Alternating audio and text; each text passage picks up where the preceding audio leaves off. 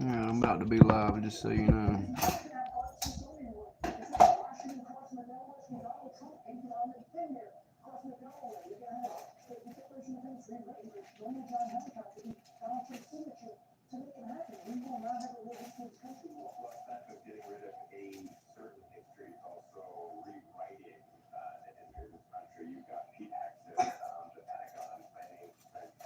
What's up, GK man? Oh, I'm sorry, Cheese and Grits is here. Yin yet. What's up, fellas? Oh, I got my phones both lined up, making a lot of noise over here. There we go. Cheese and Grits, how you doing, brother?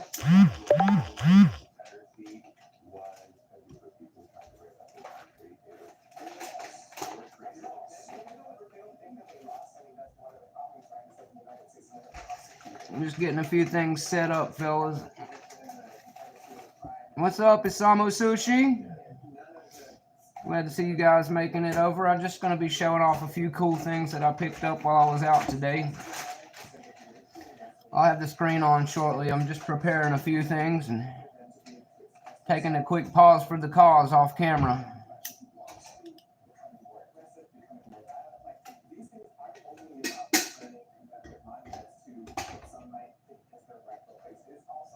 I hear that, Cheese Grits. I'm either living the dream or dreaming the life as well, buddy.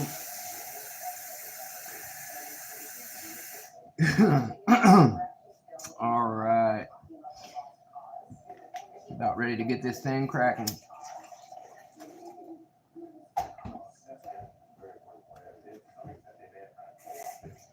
All right, let's set that way off camera there.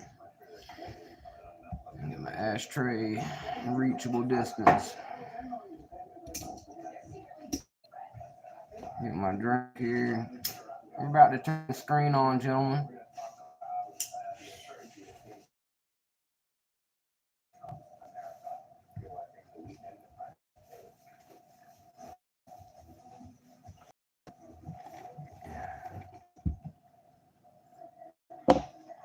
All right. I step on Bando's time. I'm sorry for that. Bando's a good buddy of mine. I didn't realize he was going right now. All right, let's get some screen going for you guys here. All right. I tried to use the better camera this time. How's that looking? Better than usual? I switched phones.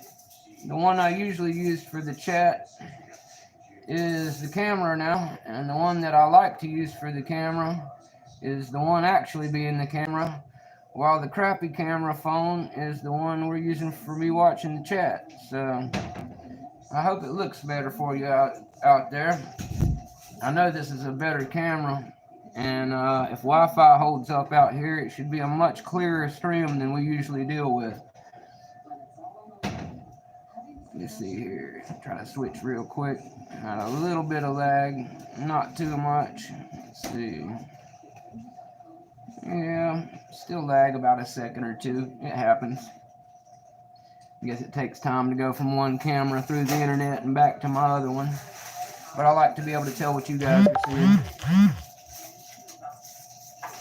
Yeah, that's the thing, Cheese Grits. It is hard to do sometimes.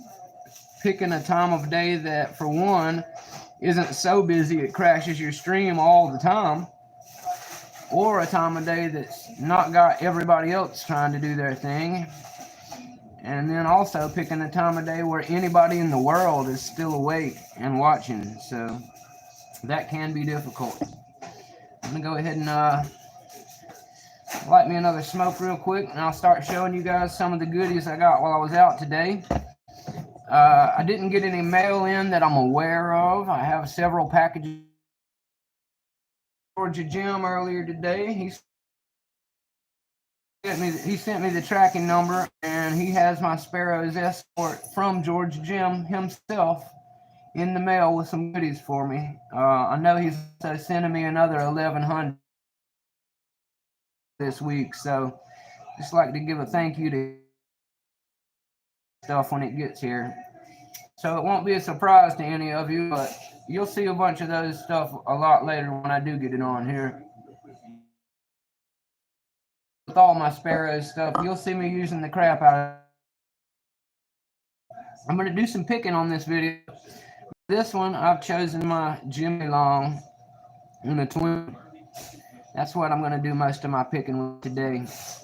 Just to remind everybody of my love for Jimmy. Anybody cracks down on me corporate style and says I can't use other stuff on camera, I'd like to still include some of my other favorites while I'm able. Sushi says that's one of the main reasons he doesn't go live, is he'd have to go at a weird time, be on someone else's toes, so to speak. Yeah, Sushi, that's exactly what I mean. Like, for example, the other night, Lady Locks was live. I'm a big fan, so I was in there for like 2.5 hours.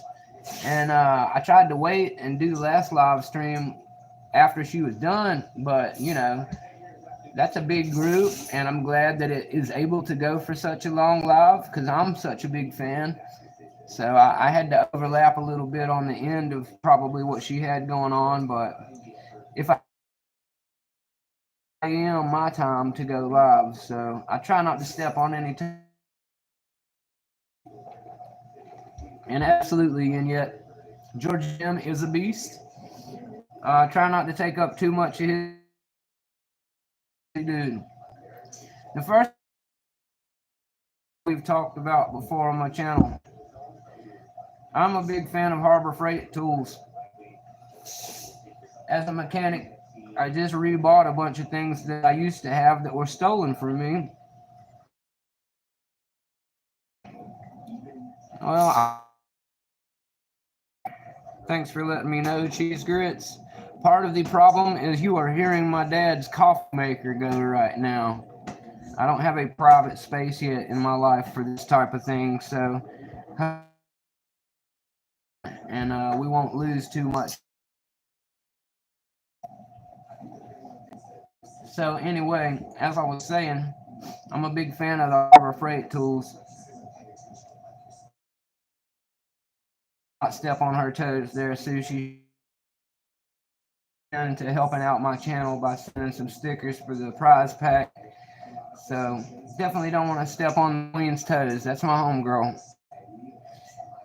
How will become famous a YouTuber? I appreciate that, Lily. About famous, but my friends come out to support me. I invited one, and I just want to be helpful to people.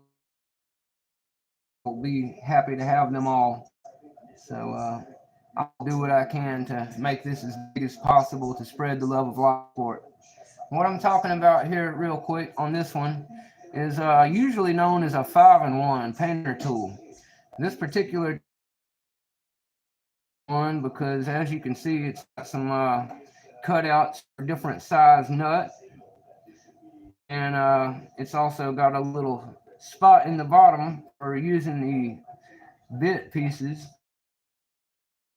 hexagonal bits that go in drills and screwdrivers. This will also work for them.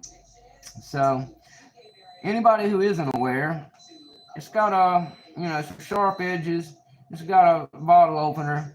But in case you're not aware why sporting channel, perhaps you may have seen, yes, it's like a Milwaukee 5-in-1 yin yet. That is a very nice version of the same tool. I got this one for like $5.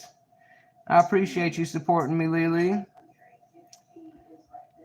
I really love all the people that come out and take the time to watch me, because I'm really still shocked and in awe about the fact anyone's interested in listening to me do this. So I really appreciate all you guys spending your time here hanging out with me.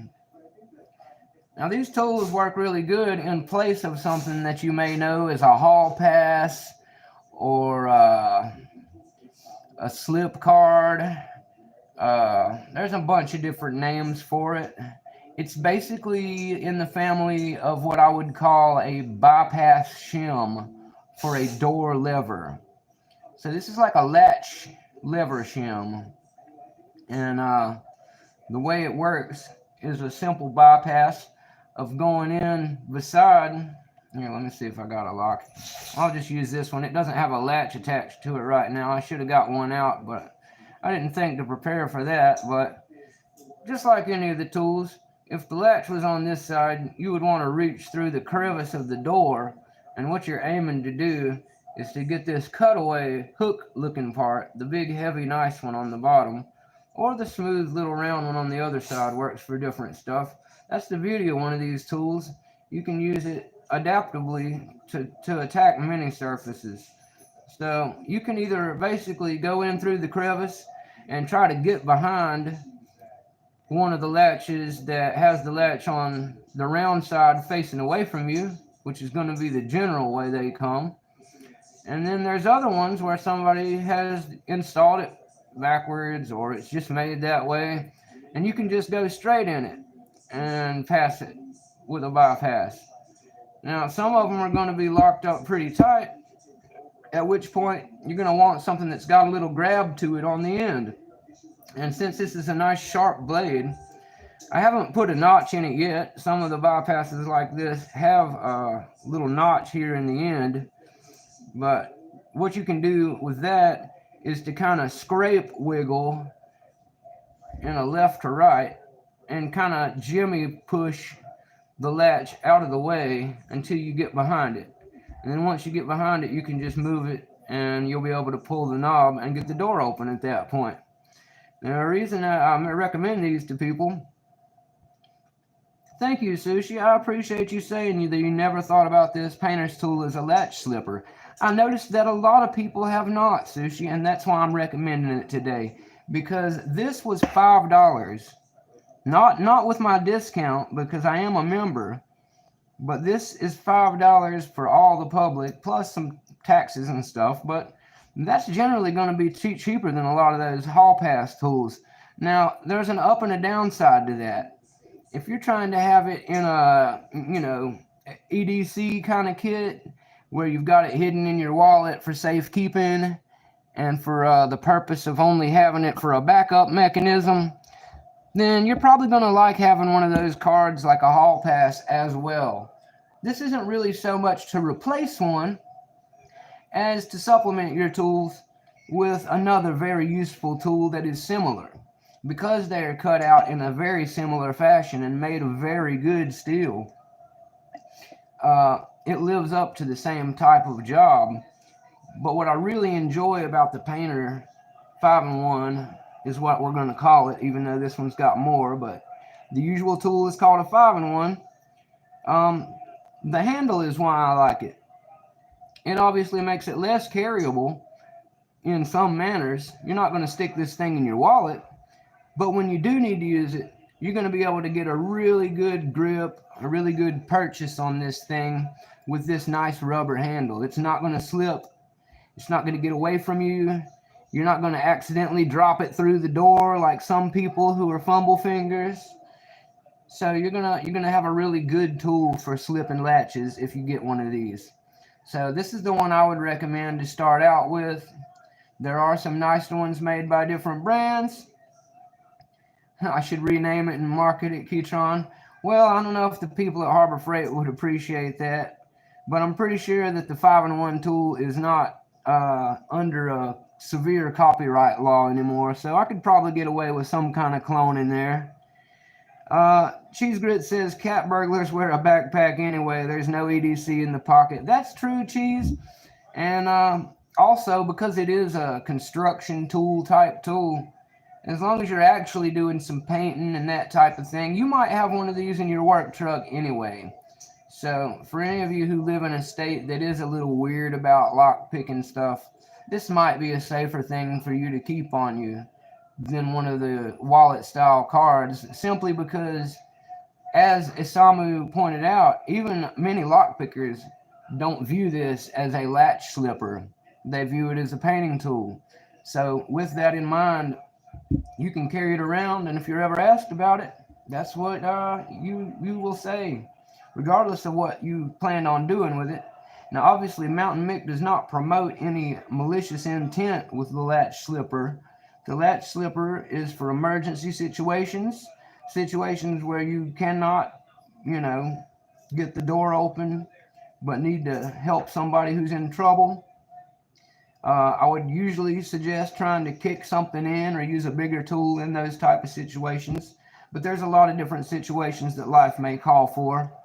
And obviously, this is going to be one that you're doing as a still a polite entry. You know, this is one where you're trying to not break the lock or the door. You've gained permission to enter the door, and this is your last line of defense as a bypass. So it's just a good extra to have in your kit. It's really cheap, and that's why I got one today and have been meaning to bring it on here and recommend it. While I'm on this subject, before I move to the next thing I want to show, what I'd like to point out also is a good friend of mine on Facebook who is not from the picker community sent me a really cool video of this young kid showing off what he was describing as the fire latch tool. And simply put, it was one of the plastic door shims like you would see sold at Sparrows or CI or any of your lock sport companies are going to sell those. Yeah, Keytron, that's what I'm telling you. Harbor Freight's a big friend. Maybe they'll give me some kind of shout out or sponsorship one day for me bragging on this stuff. But they really are the cheapest for a lot of these tools. I recommend the Quinn very highly because it is an in-house brand. But even my mechanic tools are like this. So if you're a fan of the Icon stuff, which is a knockoff of Snap-on tools, but at like a third to a tenth of the price at times, you'll be a fan also of the Quinn stuff. And the Quinn stuff's really cheap, but I consider it to be a mid to upper tier quality of tool. My dad's got the sink on. Just bear with me for a second. Unfortunately, Mountain Mick still does this live from his kitchen. So that's just one of the production things that you're going to have to deal with until Mountain Mick gets to a point where he's got a private area that actually works. As I am a guest here, it's not really something that I have a control over. But yes, dude, the 5-in-1 is crucial. Thank you for bringing it up as well. I actually didn't think of this myself. I can't remember who it was, so I can't give specific credit. But while discussing this type of tool with somebody, somewhere along the way, I read in a thread somebody else mentioning the 5-in-1, and it struck me instantly as a tool I've used many times in day labor construction and painting, that would be genius. I don't know why I didn't think of it when I saw it. Like Sushi said, even as a lock picker, you don't always recognize this first thing as what you would use for that.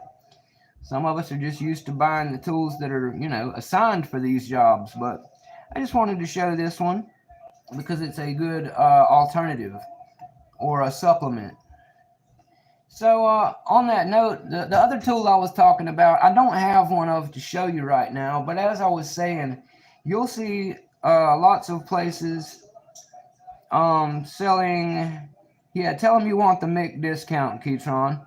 Actually, since you're a good buddy, if you want to DM me, I can at least give you the phone number so you can until the end of the year or whenever it runs out, feel free to use my Harbor Freight member discount. I don't mind sharing that with anybody who wants to get a little discount on some tools. That's why I got it. So yeah, the other thing. Thanks, Sushi. I appreciate that. I appreciate that. Sushi's saying that he's not worried about the sink. He just appreciates knowing that it is a sink. I appreciate that, Sushi. So I'm sorry. I've gotten off track again. What I'm trying to say is the video was showing a kid bypassing about 3 or 4 different hotel doors using a plastic shim. It was one shim, and it had different cutouts on it, kind of like the ones you would see on this 5-in-1 tool or a hall pass tool. So essentially, he was doing the same thing, only he was using a little thin plastic shim, the see-through type that you will see different companies sell. Well, I got to thinking while I was talking to my dad, Papa Mick, about this bypass tool here, And he used to work in the hotel industry. That's the reason I was talking to him about it. He's very familiar with the classic reach around tool that goes under the door that you can pull handles with. I don't have one of those yet, or one to show you at the moment, but they are available on most sites as well of picker stuff. Sparrows, I know, has them sometimes. I believe CI does as well. Sometimes they're out of stock. And my dad actually tells me that their maintenance man built the one they had at his hotel himself. So it's a fairly rudimentary tool that can also be recreated. And if I can find a way to do that, that's something I'll be re-showing later on my channel. I will try to figure out how to build my own reach around tool and show it to you someday. But back to the plastic shim subject, I realized that one of those really thin vinyl plastic see-through cutting trays that you can buy at any major box store was basically about the same thing that this flimsy plastic bypass tool the gentleman in the video was using looked like. Now, of course, it had a proprietary design and it had the cuts already in it, but the point remains the same. I really felt like if you don't have some of these from a professional provider and you find yourself in a shim type credit card old school slip the latch situation, that you could probably go and get a really cheap vinyl cutting board, is what I would call it. And in the cooking section of any box store, you're going to find those things pretty cheap. So I would advise, you know, if you have to get one on the run, maybe try going and getting one of those cutting boards or a couple of them, because I've got a good feeling. What's up, Delbert? I'm glad to see you made it, sir. Isamu Sushi says he just bought his under the door reach around tool from Alibaba and then added his own retractable paracord. That sounds really cool, Sushi. I'll have to have you show that one to me. What's everybody laughing at Yin Yet? Good. Yin Yet says he could use a good reach around. That's okay, Yin Yet. Somebody had to say it. I'm glad it was you, brother. We all like to give or receive a good reach around from time to time. There's no judgment on the Mountain Mick channel. A reach around is only proper and gentlemanly or ladylike in whatever fun you're getting into. That is your business behind closed doors, and Mountain Mick supports all consenting adult activity. Okay, so like I said, 5-in-1 tool, very cheaply acquired, Harbor Freight Quinn one, like $5 or $6. If you need a plastic shim to do bypasses with, go get you one of those plastic shim cutting tray vinyl boards from a store. It's going to be pretty cheap and you won't have to wait for it in the mail. So, you know, add it to an order if you're getting that. But the next thing we want to show is a very popular item. It's gained a lot of traction with people in the community, and you're going to recognize it as soon as you see it. Harbor Freight also has this in stock. I think this was also only about $4 or $5, and it is a huge bottle of 3-in-1 multi-purpose oil. Now, Mountain Mick has previously stated that he likes Houdini, which is a fact, but Houdini becomes hard to acquire in the middle of nowhere in the mountains sometimes. And while Amazon does have it, I've got a couple of things going on that really I didn't want to wait for Amazon for even a day or two. I got a couple of my babies I want to get lubed down properly and moving right again that somebody just sent me in a package. This is not something I would use on a lock I just bought. Anything that's relatively new, unless it absolutely came out of the factory, just ridiculous, crunchy, like sand is in it, bone dry. You don't want to use much of this stuff. Blue Scooby says to try the WD-40 Specialist Dry Lube. Scooby, I'm glad you made it, and I'm also glad that you brought that up, because I agree with you. They also had that right beside this in the Harbor Freight store.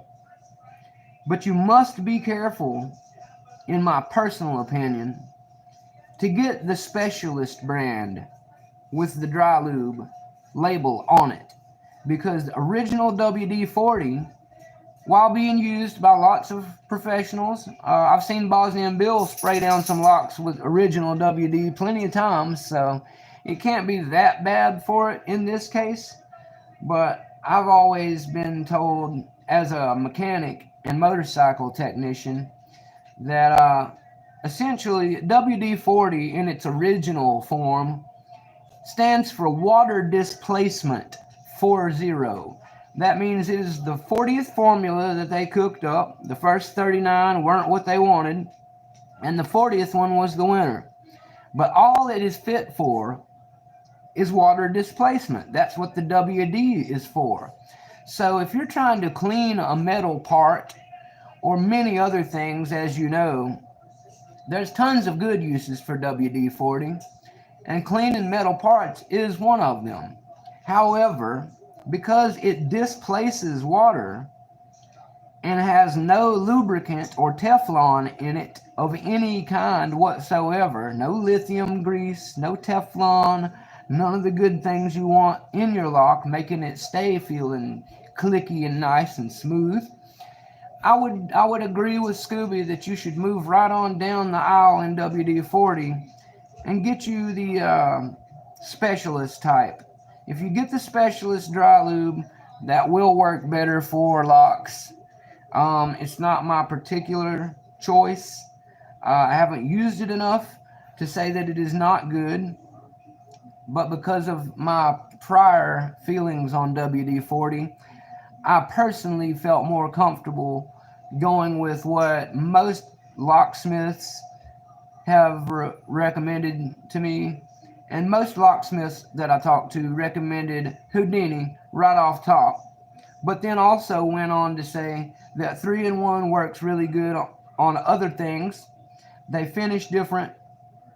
They both will clean and lubricate and get rid of rust, and you're going to find that depending on how old, gunky, rusty, or whatever your lock is, that WD-40 may be a good thing to clean it out with, then air dry it with like some compressed air, and then lube it up with something like a 3-in-1 or a Houdini. Now, if it's not gunked bad, you can just spray some Houdini in there and give it a nice Houdini bath, and you'll probably be good.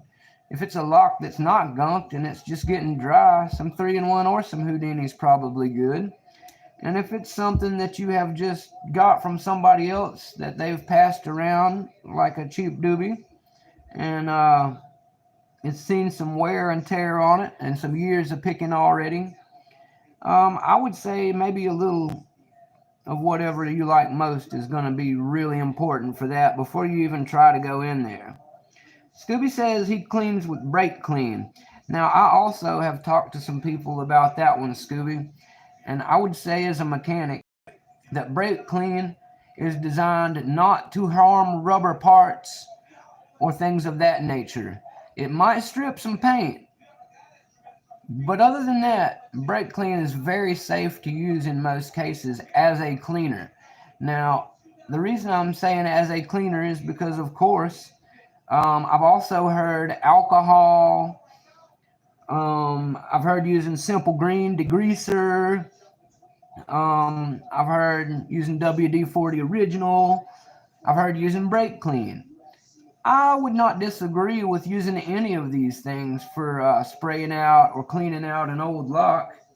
I would just recommend that when you get it dried back down afterward, to re-lubricate the lock with either the 3-in-1 or maybe the WD specialist if you have that, or the Houdini seems to be the go-to gold standard for everybody. But you know, like I said, you can get a big old bottle of this for just as cheap, and you can pick it up without delivery. So if you have Houdini nearby, maybe grab both. If you don't, get one of these like I did today and still order some Houdini. That way you can decide what you like the feel and smell of better. But as Scooby was suggesting, anything that's going to finish dry really well and get all of that stuff broke down and leaking out of there is going to be good, you can just douse it down or soak it in a bucket of it and then let it sit and dry on a paper towel with the key side down, obviously, so that way gravity helps all of that stuff run out of there. Now, what I've also heard recommended is if it's really bad, you get yourself, what is it called, Scooby? I think you told me about this. The ionic parts cleaner type things.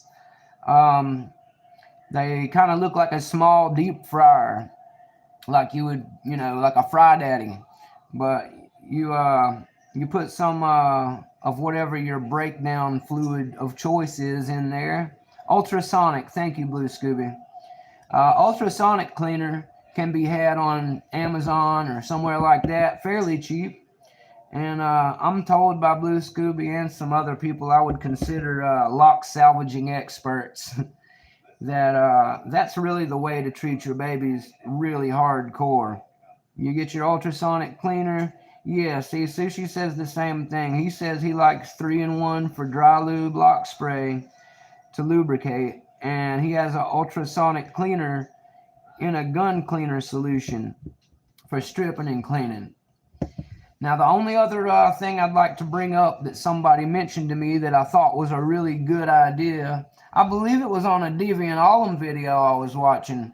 Yeah, I think it was. So he was talking about how post-lubrication or in between cleaning and lubrication, it was a really good thing to blow out the inside of the lock with some compressed air, which will help get some of that crap out of there and will help to dry it a little better if it's not an alcohol based or something like brake clean. So the two ways that he said of going about this is obviously if you've got a big air compressor that you can hook the little spray nozzle to, like I would use to clean the shop floor or do tons of other things in the garage. As a mechanic, I have regular access to that type of thing. I would just bring it to work and do all of this on my lunch break really quick and spray it out with some air and then lube it up. By the time I got home that night, everything would be perfect and ready to pick. If you don't have that as an option, or if you want to do it on the go, the reason I was thinking about this and brought it to you is because my good friend Blake, Lefty, he is a bridge raider. He likes to go hit the love lock bridges. So a lot of this stuff is done on the fly to locks that are still locked up, so you can free them up from the love bridge. Now, some people might frown upon this, but it's actually a whole nother subject we'll talk about some other time. But for right now, just know that Mountain Mick fully supports love lock picking, and whatever you do with that lock after you pick it, somebody left it basically as graffiti. It's a nuisance. The weight will destroy the structures, and my friend actually has direct permission from his city police department and the zoning people on paper for him to be allowed to go do this for them, because otherwise they have to pay the city to come send construction workers or whoever to. So eventually those locks are all getting cut off and moved every couple years and saying bye-bye to love anyway. So really, my friend is doing a public service and rescuing these locks is what some of these people don't seem to understand. But that's all later. Thank you, Sushi. Yes, if you could remember to hit the like button, there's a thumbs up, or you can double tap your screen. All the likes help Mountain and channel. Yeah, Scooby, there are a few bridges. Try to get permission if you can. I've thought about setting up my own love lock bait trap, so to speak. I don't encourage other people to buy yourself a couple of cheap locks and find yourself a fenced area and write a couple of cutesy names on 2 of them or initials on them. And then put on the 3rd one, Love Locks Welcome, and hang them all up. And, just come check your fence every couple of weeks and see what kind of new locks are rolling in. And maybe eventually one of your desired babies will show its face. So, that's just a little off-topic tip slash humor for you. But the reason I brought up the love locks is because me and him were having a conversation about freeing up a lot of these seized locks. Walt Cage is here. What's up, GK man? Walt works where there is an auction, and he has big storage unit disc locks everywhere, and I'm sure tons of them are seized and old and rusty. So this would apply to him too. Basically, you're described. Only you need you need an EDC kit for doing it. Yeah, exactly, Scooby. You got to be careful with that stuff. You definitely don't want to be seen as doing anything nefarious. So having permission to go love lock raiding is promote the idea of doing it safely and with permission, not going out there and getting yourself in trouble or attacked by some love lockers. My friend has had a few love lockers trip out on him, even while he was with his daughter. So just know what you're getting yourself into if you decide to go love lock raiding. So on that note, I was going to say he got an idea. I believe he said, I can't remember who he said it was from actually, but one of his friends. And the idea was to use a Ziploc bag around the lock as it's hanging there. You put a Ziploc bag or a baggie over the lock, and then you use a zip tie to hold it on there. And what you're going to do is have whatever chemical that you're breaking, you're going to let it soak for a little while, and then you're going to tap it with something, a hammer, whatever you can persuade it a little bit with to break up more of that rust, and then you can go about taking it off. And finally, you might be able to pick that thing. So we were just talking about that as an EDC approach to locks that are technically a rule 2 that you should, consider carefully when you're messing with that type of stuff.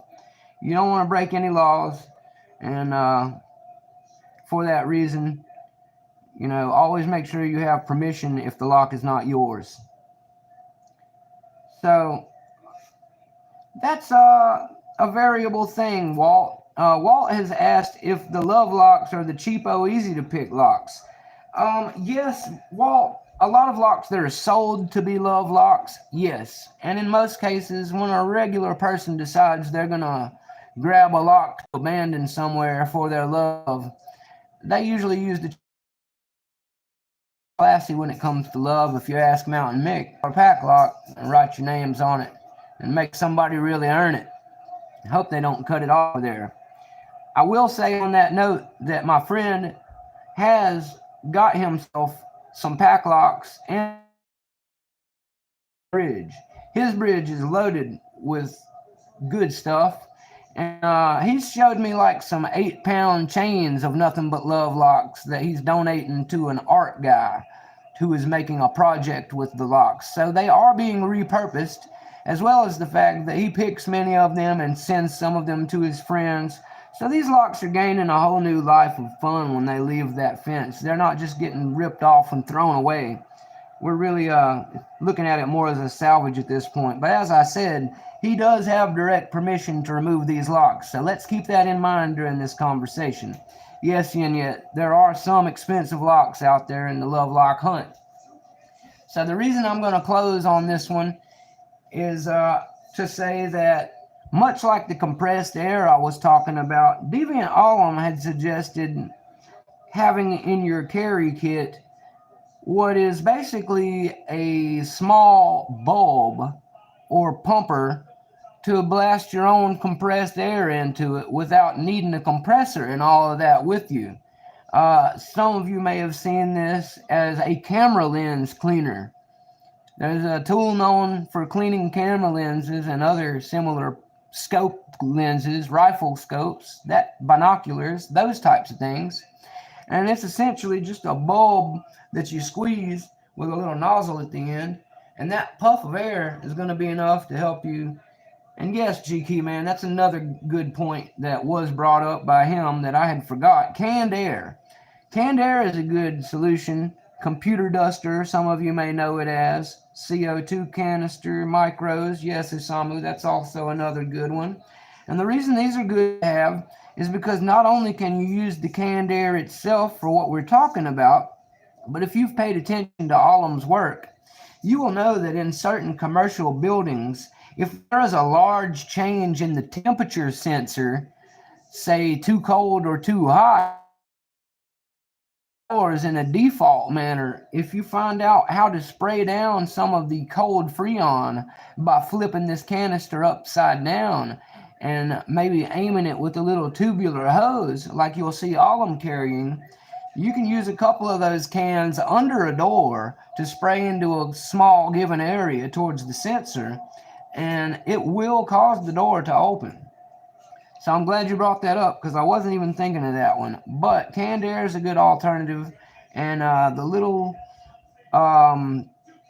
little bulbs that you see people use to clean babies' noses and ears out with, I would also say one of those probably has enough of a little puff to help some of it. ZX6R Wheelie Man. Yes, I will be picking some locks very shortly, ZX6R Wheelie Man. I like your name and I like your picture. I'd like you to know Mountain Mick is an avid Kawasaki fan. I've had two ZX6Rs and a ZX10. So I'm a very big fan of all Kawasaki. I used to work for Honda as well. I work as a motorcycle mechanic and a car mechanic by day. I will be doing that in a moment. I'm just showing. So thank you for stopping by. Like and subscribe if you're into what I do here in a minute. I'm glad you're here though. Locksport Click, thank you for hanging out and stopping by. Always appreciate seeing you, brother. I know you had a long day. You got to get along. That's okay. Yeah, ZX6R, as Isamu says, we mostly talk locks. But I did want to tell you real quick that I am a big fan of motorcycles. On my Facebook, you'll see a ton of that stuff. And if you want to talk bikes with Mountain Mick, approach me on a DM and we can talk bikes all night when I'm not lock picking, buddy. I would be thrilled to talk Kawasaki with you anytime. Now I have to get on with my lock picking fun for all of you. So the 3-in-1 oil, and I showed the 5-in-1. This is my big item for the day. I've told some of you guys I was getting this thing for us. I finally was able to get this guy today. You've probably seen it before on lots of channels. You're going to see it a lot more on my channel. I did use it a couple times pre-video just to see if I like the way it works. I am a big fan. I'm going to go ahead and put this really easy 3-up in here to start with, just to get a feel for it. But I will be going ahead and picking it because this is a lock picking channel. So without further ado, we will do that. Am I a locksmith? No, not at the moment, ZX6R Wheelie Man. I am an aspiring locksmith, but the group of people you are currently hanging with are known as lock sporters. And what that means is we sit around as a hobby and pick locks for fun. We have 2 major rules. We do not pick locks we do not own, and we do not pick locks that are in use. And that will keep us out of any nefarious problems or legality issues. So generally, you will see us pick in a vise or in hand a lock that is uninstalled so that we may learn all of its fun secrets and practice, but not disturb anybody's privacy, because that's not cool and we're not into that here. It's not a breaking and entering class, but we are very into picking locks. And that is what we do for fun. It is something that you should look at as a 3D puzzle. People like Sudoku, people like crossword puzzles. We're a different breed that like a more tangible puzzle, like fidget spinner type folk. So thank you for the subs, the X6R Wheelie Man. I do have a little mechanic content. I'll be adding some more in the future. Like I said, hook up with me. I will talk bikes with you on Facebook anytime, especially because your bike is my favorite in the world. My next bike will be another ZX6R. Moving back to the vise. Yes, the Harbor Freight vise. This is the Central Machinery Harbor Freight Vise. I'll show it real quick on the side here. It is the vacuum-based one. I'm a member of Harbor Freight, and it was, fortunately for me, on a flash sale right now for 15% off. So normally it's $19.99. 15% off of that is not a ton, but every bit helps when you're addicted to lock sport. So I saved myself like $3.50 or something buying it with my discount from my membership. So that being said, oh man, Yet says rule 2. He left a comment and read it today and the chat's blowing up. That's good, Yet. You got to remind them to go to the Ask a Locksmith Reddit. We don't step on the toes of the guys who make their living doing this. That's a big part of it. And we also don't want anyone to get the wrong impression that we are running some kind of nefarious trade school, because that's not what we do. So believe me when I say, come over to Reddit and Discord and have a lot of fun with us in lockpicking. The LPU Discord and the LPU Reddit are amazing. You can do the belt system like me. I'm at a green belt right now. I'm working on blue belt. It's kind of like martial arts as far as the graduating stuff, but basically there is a big guide of locks, different ones that you can pick from different difficulties, and you can actually interact with all of us there, ask questions, and people will help you. It is the friendliest, most giving and supportive community of internet or real life people I have ever known in my life, which is why I highly recommend it. There we go. So and Facebook is because over there we have Art of Lockpicking, UK Lockpickers. Just want to shout out a few of the top ones, and also just a really big general lock sport, lockpicking group.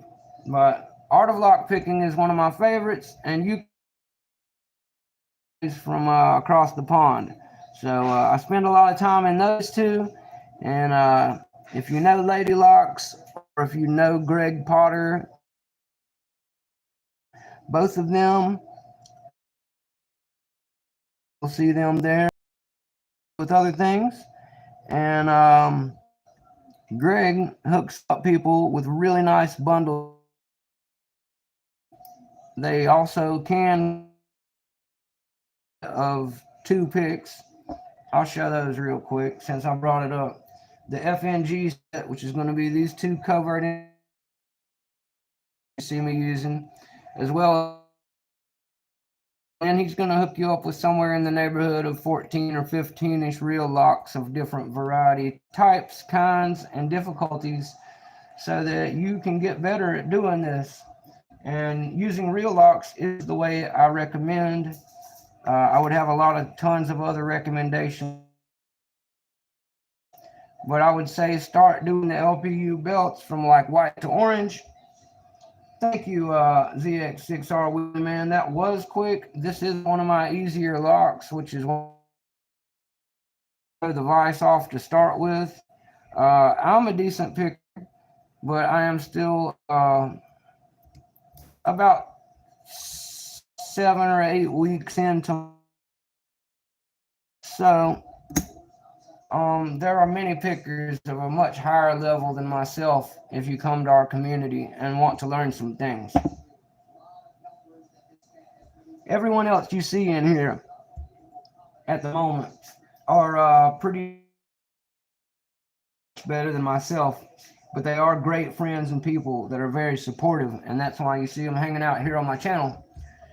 I'm going to try to pick this other lock for you guys in a second, but we're going to try one of these Harbor Freight. I couldn't resist. I was in checkout line and I noticed I had enough money left, so I broke down and bought myself some of these lowest level Bunker Hill security. Blind pick one of them at least out of the package here.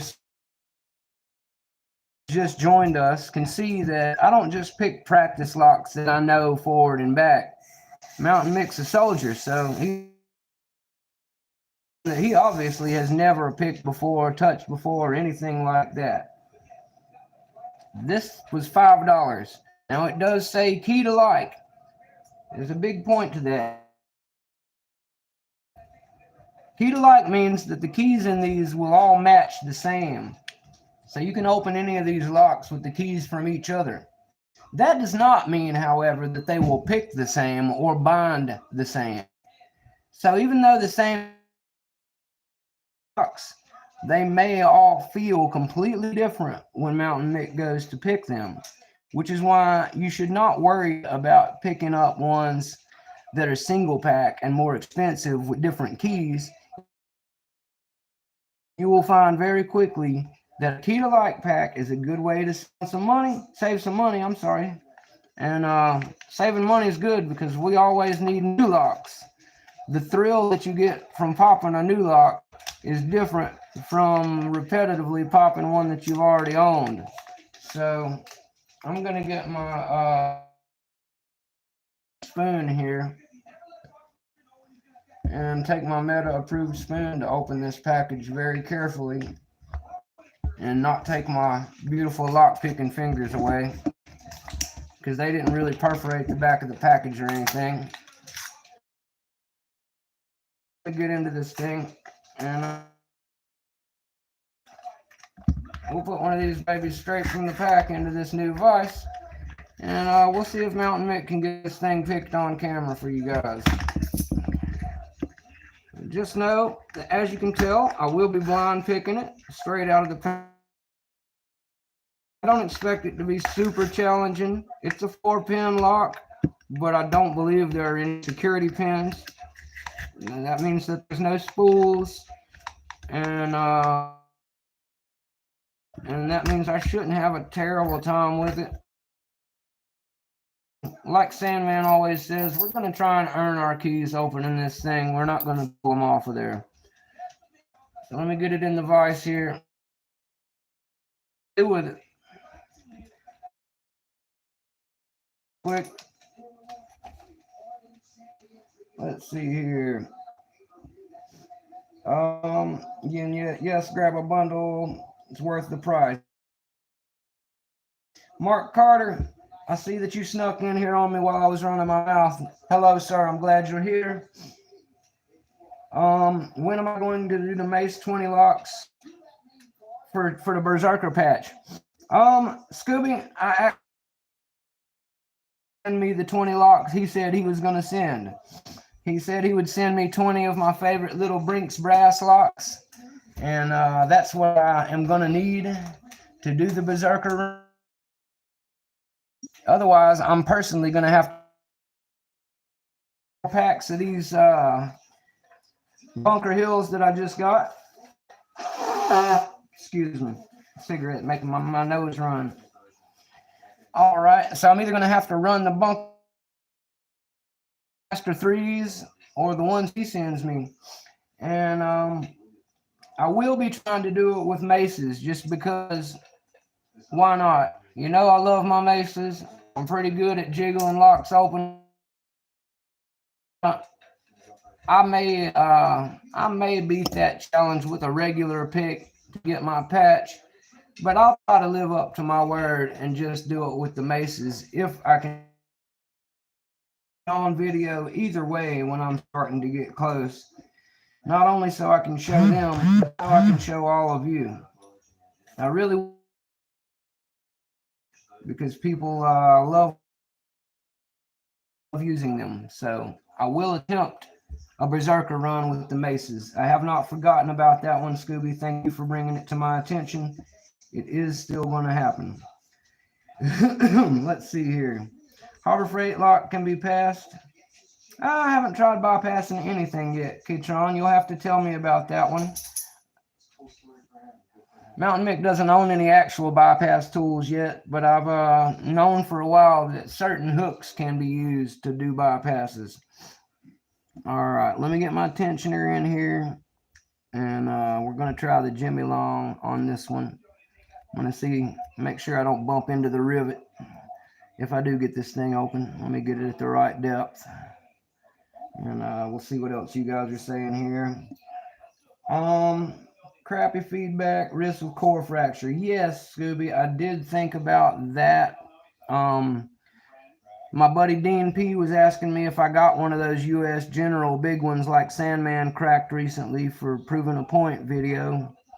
I didn't think about it while I was in the store, but I didn't have quite enough money to get one of those at the time after the Vice, the 3-in-1, and the 5-in-1 tool. And I will be getting one of those in the future to play around with because why not? I haven't had one yet. I don't have one of the locks that big, I don't think, to use yet. So I'll look into that. You are desky top sneaky, Mark Carter. Yin Yet says, I'm getting pretty good with the maces. Thank you for noticing, Yin Yet. I spend a lot of time practicing with those things. They are living in the back of my phone as my everyday carry. So I am a fan of my maces. I always have them on me for just in case of emergency picking. Let's see if I can get this thing. Should I do it the bully way or the soft way? Let's try the soft way first. I haven't used this one at all, so it's going to take me a second to get used to everything on it probably, but I don't expect it to fight too much.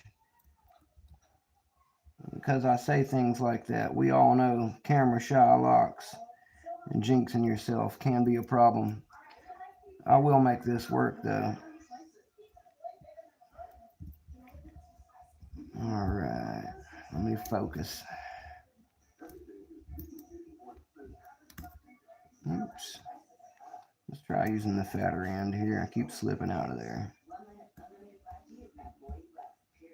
That's better.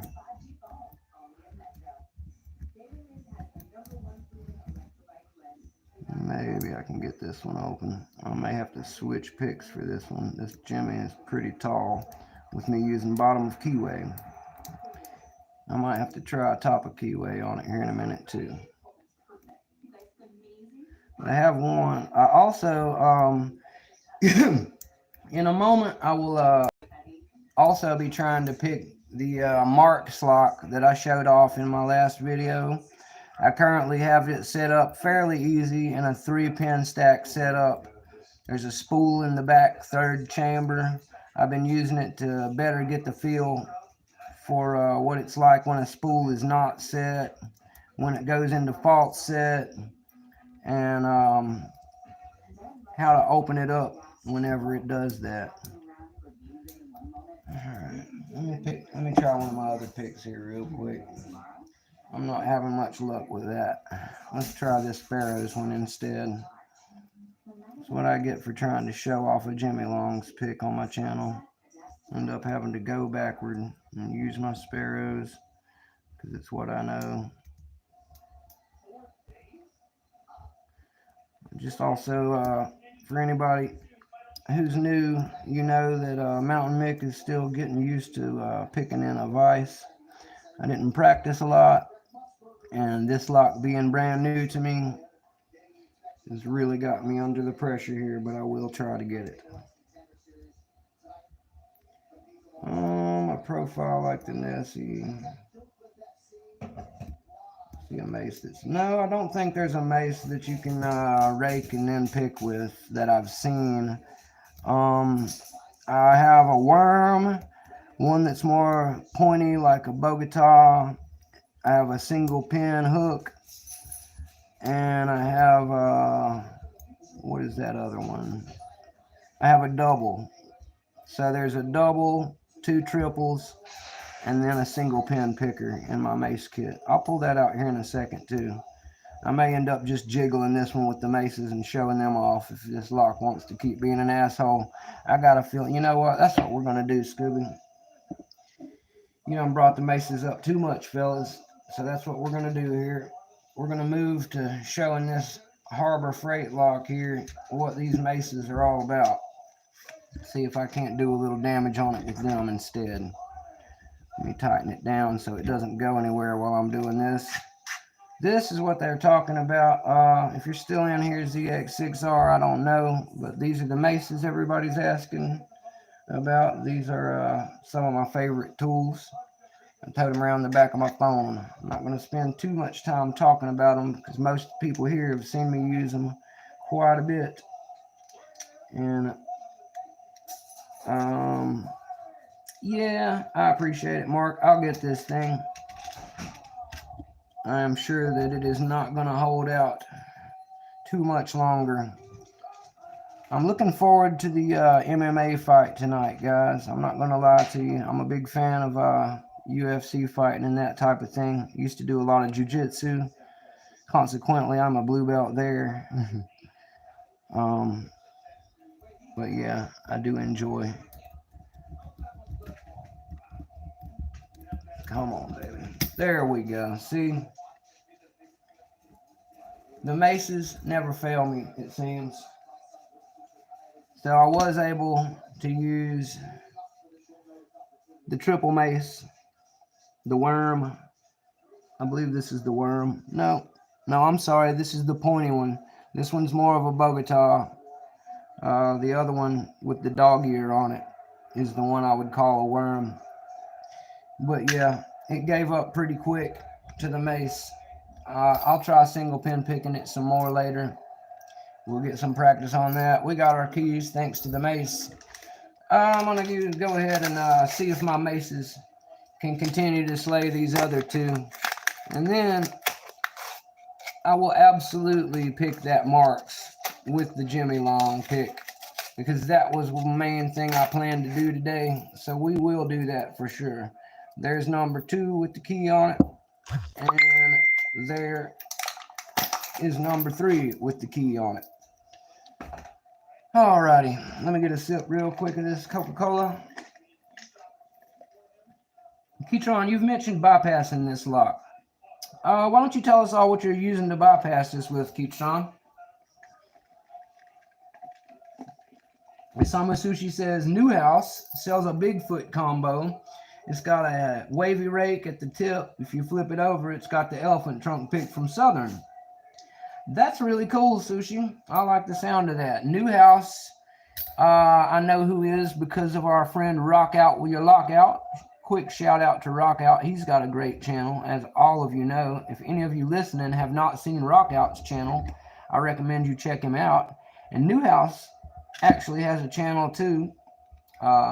He sells a lot of lock picking supplies and tools. I believe he may be a locksmith by trade. But New House also, when I first heard of New House, it was because Rock Out was using a new pick to open handcuffs that he'd really fallen for. It was part of a 2-set. It's kind of like a king and queen set, if you've seen those before from other makers. Sparrows has a similar product. But the ones that are made by New House are a Pumpkin King and a Pumpkin Queen. So the Pumpkin King is the one Rock Out was using. And Rock Out With Your Lockout tells me that his new favorite for opening handcuff is that particular Pumpkin King from New House. So shout out to New House and Rock Out With Your Lockout. I do want to try some of New House's stuff. When I get a chance, I will definitely try also that one that you're talking about.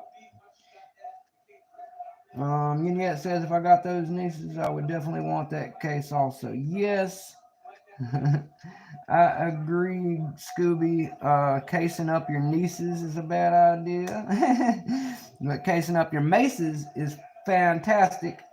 And Walt there is the man with the plan if you want this case. Now, I was a fool and did not realize Walt made this. So, for other purposes, I have this beautiful Sparrows patch that's a stash patch. It's got the cutout stash spot in the back. That's good for carrying some extra tension tools and other things with, or just representing my favorite brand. But Walt is a very big part of the Sparrows extended family like myself, and for that reason, he was good enough to send me one of these cases that he made for the maces. And I got to tell you guys, it holds it all perfectly. It's made really well. I think he's got a few different colors of it, if I'm not mistaken. Walt, you can feel free to pitch that part all you want, but I believe he's got a few different colors of the back case, if I'm not mistaken. And if you get the Mace 1, you're going to get the single pin picker, and you're going to get that one that I just opened the last lock with, the more sharp Bogota triple. And if you get the Mace 2 as well, which I highly recommend because of this, you will get the Worm triple. You will get the double, the little snake rake stop double. But if you look on those two, from the two, they have dog-eared. Let's see if I can get you a close-up there. They have dog-eared the maces up here. Now, originally, they were designed for you. Let me move this tool.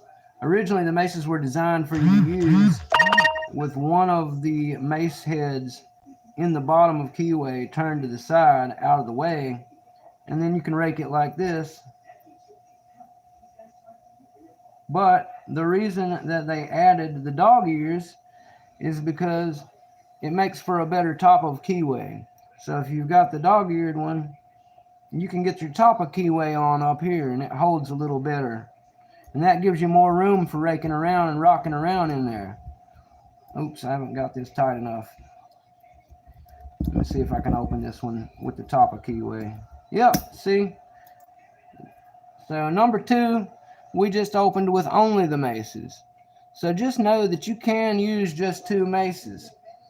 With that being the subject of discussion right now, yes, Delbert says Greyhound has nice picks, and he just ordered the new medium hooks, but loves a dog leg.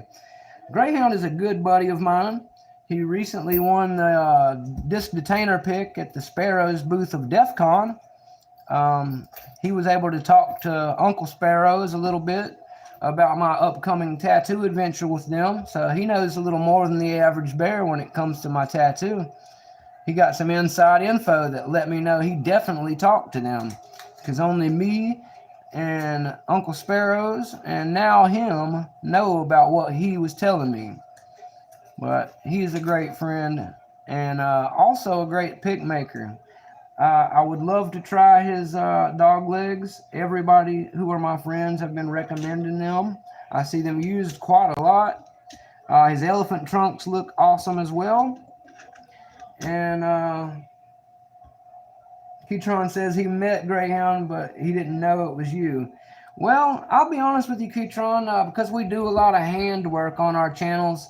I saw his video with Uncle Sparrows, and only because I'm a fan of both of them did I recognize by the hands and the voices. I messaged him right after, and I was like, Greyhound, is this you in this video? And he says, yeah, that's me. And I was like, yeah, I had a feeling that was you. I knew that voice and that hearty laugh. And I had a feeling that was my good buddy Greyhound. And it was. So that was really cool. And I can see why some of us don't recognize each other when we see each other. I'm grabbing the third one of these out to go ahead and break it out as well. Let's get this thing clamped down good, because I wanted to show off one more thing in the maces. I'm only using the maces on these things for 2 reasons, because they work really good at opening these smaller 4-pin locks, low security ones especially. All right, Delbert, I appreciate that. I will absolutely get up with you after this live and let you know how to get a hold of me in the real world so we can do that, buddy. I would highly appreciate it. And so you know, I always give shout outs to anybody who sends me anything. I check with them first to make sure it's okay, because I don't want to out them to the wife or anything. But I generally do show off the stuff, give them a shout out. And I also have, here it's on the table, so I'll kind of show it real quick without showing it. But I have in my Jack Skellington from my wife here book, This has become my address book for lock sport. So anybody who's ever mailed me anything, I have their information saved there so that one day, all along the way, I will be able to not only pay it forward, but to pay it back, because Mountain Mick likes to show appreciation to those who have done things for him. So if you do send me something, just know it's going to come with a big thank you, a lifetime of support, and you will eventually get some kind of thank you package from me before Mick moves on to the next life. I can't promise when, but you will get it. Okay, so in talking about the maces, I also mentioned that one of the complaints from lots of people that sparrows did address is if you get the original maces, they send you the 6 original tensioner tool L tools. Let me show like the Z or the L like you would get with that. I've got 2 sets of them now because of the maces, but you're going to get the Z bars and the L's that they make to go with those. But they had originally made it to where you could use the maces as the tensioner and use the other mace for the lock, as I just did and showed you. But people were worried about top of keyway for raking, and that's why they dog-eared. That's why they dog-eared the second set. But they didn't just dog-ear the second set. They also included this tensioner tool or turning tool. And this is one of my most favorite turning tools that I own. Consequently, I am glad it's in my EDC kit, because with this thing, I realized that I didn't really even care anymore about carrying extra tension tools with my mace kit, because between the maces, the dog ears on the maces, and this turner tool, it really gives me all I need to take a realistic crack at most locks. So you will see me usually use this one with the maces. I just wanted to show, for example, that it was absolutely possible to use them without. I'm going to try using this one. Let's see, I already used both of the triples. So I'm going to see if I can use the little double rake on this one. And I'm going to try to get to where I can use my single pin picker on this Marks lock I've still got hanging out in the back for us here. Keytron says the mace kit is a handy collection of picks. It really is, Keytron. They put some thought into it. And if you're in a position where you're EDCing something and it's for emergency, you're probably going to want a rapid entry, which leaves raking to be your number one go-to that you're going to want to try. So putting a double and then a smooth worm triple and a jagged Bogota triple, and then one to still give you a really good option for single pin. This is the single pin. I do use the single pin as well. I find it works as well as any of the maces. It just obviously is a slower form of attack on some locks. And I'm glad to have it also in the kit, because it gives me the option, if it is a higher security that I'm not going to be able to rake, at least I will have a decent hook on me. Do I have the 44 Delta handle scales? Are you asking me, Delbert? Let's see. I do not have any 44 Delta handle scales, if you're asking me, Delbert. I will be getting some. Walt sent me a couple of his printed handles as well. I don't have any of them on hand at the moment, but Walt's making some 3D print handles too, I believe now. I showed them on my channel before. I'm not sure exactly which picks they are made for. I've been meaning to ask Walt about that. I don't know if they're made for single thick or if they're sandwich style, if they're made for what.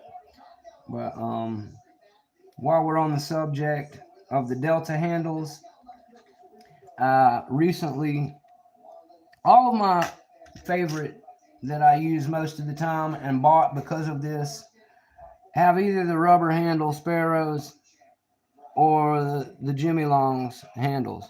Most of what I buy has handles. I have big hands and I'm a handle snob. So for the most part, I don't like having to buy handles separately. That's one of the reasons that brought me to both of these pick makers. Now, obviously, Bosnia Bill was the one who brought me to my love for sparrows long before I knew any of these other makers even existed. And for that reason, I approached them. I still have massive love for them. And I've actually got an idea that I'm hoping to push them toward. What I'm really hoping that they will do is take these fat, wide handles like this that are single thin. And what I want them to do is to make a set of picks, kind of like their Spirit, Gotham, or EOD you may see, with only these handles. And I want them to do it in a 301 high yield, like everybody else has moved to, and everybody else has begun to complain that sparrows do not use. Now, I personally have never had problems with the new steel sparrows is using.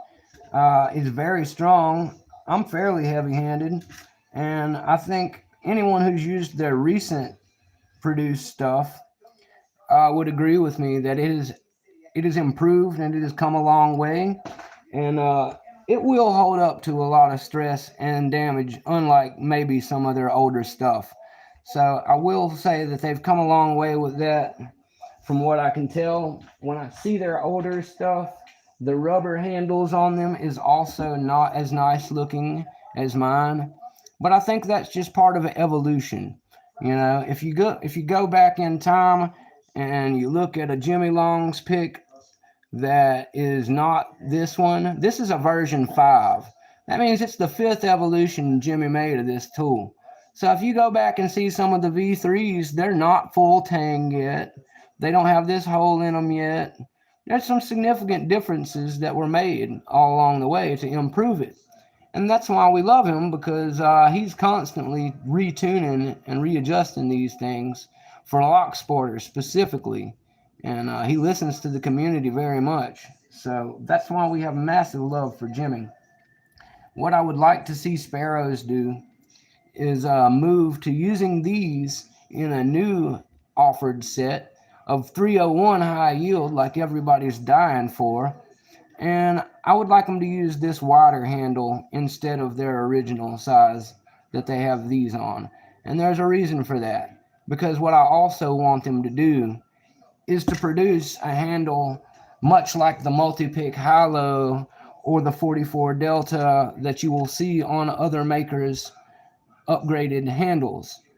I really feel like if they made a Moki style handle with the screws on it, or if they made a magnetic snap-on with some really good, rubberized, or maybe even, hard plastic.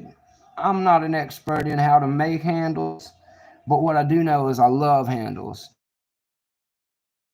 This one, and the length on it I can live with. It's definitely longer than the other one as well. So I feel like if they took this big flat wide one that they used on like the etched ones, made it a 301 high yield, and then produced a handle that could be put on the older stuff like these, or put on the newer ones that I'm talking about but don't exist yet, I think a lot of people would be really into that. And I would love to hear what you guys think about that in my comments. But moving on,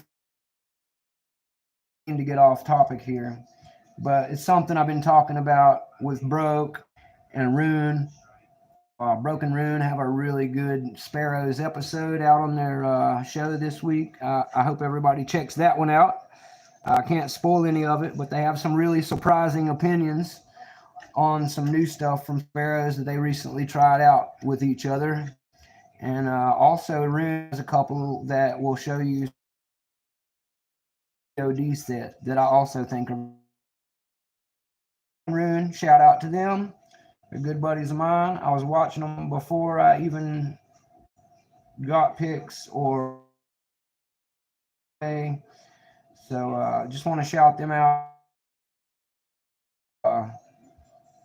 Their new episode of Broken Ruin, the show, because they talk about the Sparrows And I'm also going to say that I know already there's a tease at the end that their next episode will be a very similar episode where they will focus on covert instrument and do a review on covert instrument stuff. So I'm equally excited about that, and I would recommend you watch that as well. I am also a fan of covert. I'm more affiliated, obviously, with Sparrows, but I'm a fan of covert and Jimmy Long. Some people think that I am not, but you can see that I use both, and I plan to buy more of both. So I don't want to give anybody the idea that I'm a one tool kind of guy. I have a favorite maker, and I want to help them get better for all of us, but I'm still a buy and try, get the best of everything, learn what's good out there picker. I'm still fresh on the scene. I need to try and touch all these tools. And Georgia Jim helped me to see that. He's sending me over, I already mentioned earlier, some cool stuff. But I'm just reading back through what you guys say it here. All the 3D stuff is free to lock sporters, Walt says. So Walt Cade says that his 3D design stuff is free to lock sporters. So I talked to Walt about that. I don't know tons about 3D printing, but I know that there are files that people share with each other that are downloadable, and then you can use your own printer to do it. So obviously he can hook you up with that. Skip, I see, has jumped in here. Sorry guys, I'm just checking my way back through chat because I ran my mouth too much about something. Tends to happen. What's up, Skip? I'm glad you're here. Blue Scooby says Eric makes most of his STLs free too. Super cool. Let's see. Moving through. Yet says the magnets are crazy strong. They can jump to each other. Yes, they are strong, yet they will hold those handles on forever unless you pry them really hard off of there. And that is one of the reasons that I really hope in the future to see Sparrows make, even if they don't change the steel, I'd love to see them make a set with all these handles. They can use Mountain Mix name on it for free if they want. I don't care about that. It'd be really cool. I would care about it in that respect, but I'm just hoping to get a product to all of us that rocks. I don't care, about design and whatnot. Obviously, I'm not inventing the wheel here. I'm not asking for any payment. I'm just giving some consumer suggestions like anyone else. And I think using a wide flat handle one like that and making a new upgraded handle to go with the old ones would be a nice big move. I think many lock sporters would like it. And of course, I will still be asking them if there's any way they could, even if they want to continue making the regular same stuff they make, that is awesome. I'd love to see just one set, at least, of 301s offered from them. So maybe one day we'll all be lucky enough to see that dream realized. Obviously, I do not run that type of decision making, but I will always try to go to bat for the lock sport community when it comes to those things. I'm almost caught up here. Jimmy Longs are great, and they keep the price down. Yes, and yet I agree. Jimmy put tons of research and development into these picks. The way he did his dynamic metal tuning scientifically with Christina Palmer, and with that stress testing that he does on the shape of the pick. There's all information about that on his site, about the development. I think it, from a scientific and mechanical engineering perspective, is an absolutely fantastic piece.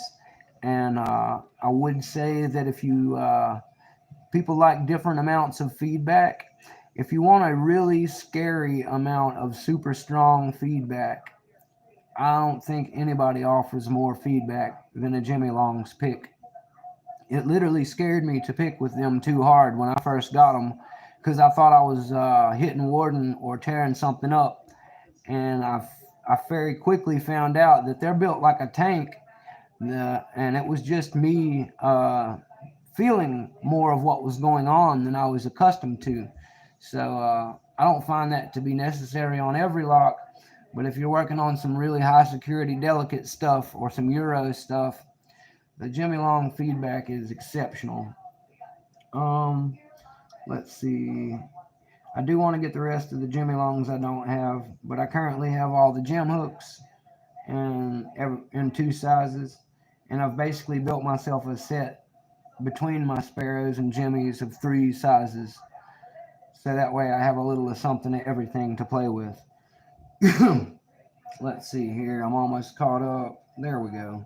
Yet says I don't want to get the dots for handles from him or 44 Delta. Oh, you do want to. I'm sorry. I misread that. Yet says he wants to get the dots. I think he's talking about the magnets in the handles from them or Delta. Yeah, I think they both sell those. Paul Kuchan, thank you for the message. I will check that out when I am free to in a second. I'm trying to get to addressing a question that I was asked about the 44 Delta handles. And I kind of went off subject for a minute because I got on my soapbox. And I'm kind of going to do it again, but on subject. This is the hook from the 25 sized FNG. And I had a friend recently send me over a few McTicklers, which is the number 2 profile from the Reaper set. If you look, they are about the same size. They both have the sandwich style, and the Reaper is cut in a different shape. And I have found that shape personally after using both some. I've found the Reaper shape to be a little more ergonomic and enjoyable for me when it comes to using a sandwich style metal pick. I'm not a huge fan of using a metal sandwich pick without some side of handle. I would much prefer both of these to have handles on them. That is why we are going to talk about 44 Delta really quick.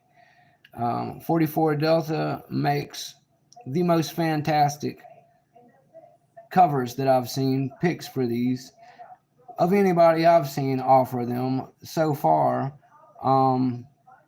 They're pretty decent on price too. I think it's $15 for the Slim Cloak set of 5 for a whole Reaper set, or I don't know what the Genesis one. I think he's got a pack for the Genesis or the Echelon as well, but he definitely makes handles that will fit both of these and kind of upgrade them to more like what Mountain Mick likes, desires, and is accustomed to.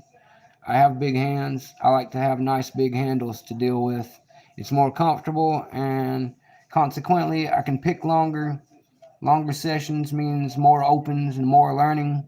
So covert instrument makes a fantastic pick.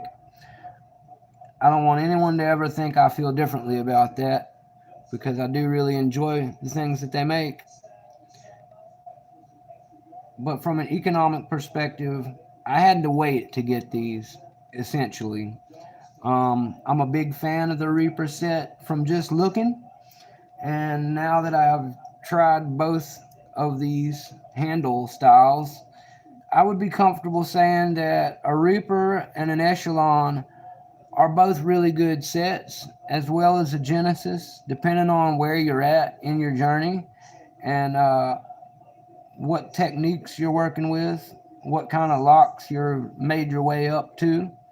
The 25s, I agree in most cases, like my original Sparrows set, are most 25s. 25 is a good size for beginners because it fits well in pretty much everything up to green belt, I'd say, without any issue. And you're going to have a little extra feedback. Excuse me. You're going to have a little extra feedback from the rigidity brought to you by that extra thickness. And it's also going to be harder to tear up. So as you learn to be more delicate and work your way up to green and blue belt locks that are more paracentric, that have warding or a smaller keyway in the first place, then I would recommend moving to what many pickers refer to as the Goldilocks size, which is about a 20. The Reaper,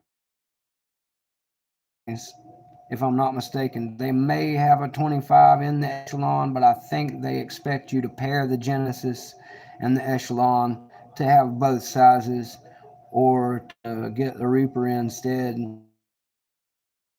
My CI people can tell you better about all that. As I said, I'm a fan, but I do not follow them as closely as I do a couple other makers, obviously. Would get at some point, uh, Genesis, Echelon, Reaper, all good for the price.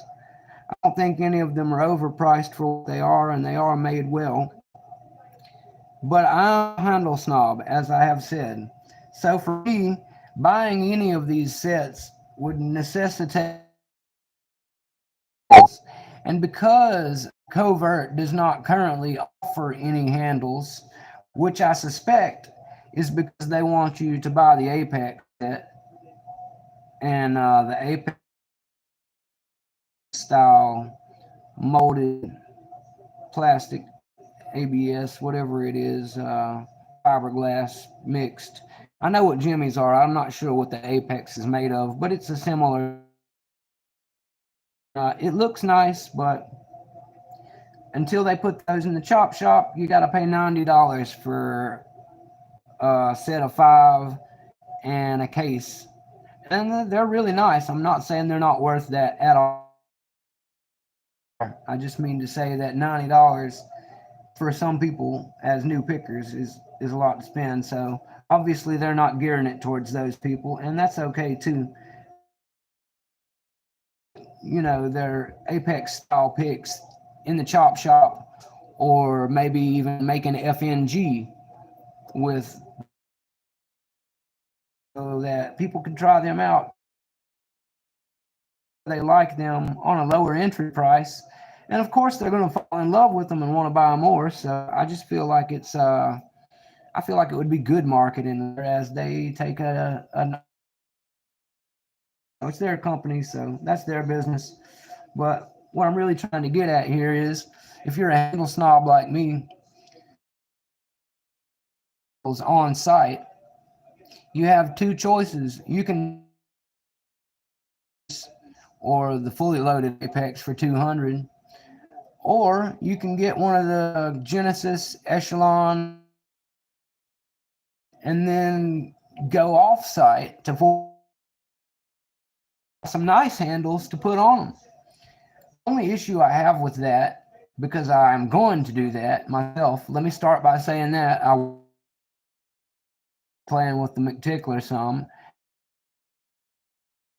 that I would prefer these type handle over the Echelon. And also I like some of the profiles offered in that set better. Honestly, with what I own currently, not appeal to me, because I am stuff from other makers. But because the Reaper is a little more unique, I would enjoy having one of those. Lots in them are absolutely something like that. The Reaper turners look amazing, and since I have a Vice now, I really want to get those Reaper turners. And I thought so, Walt. I was just wanting to make sure and be careful with them. They look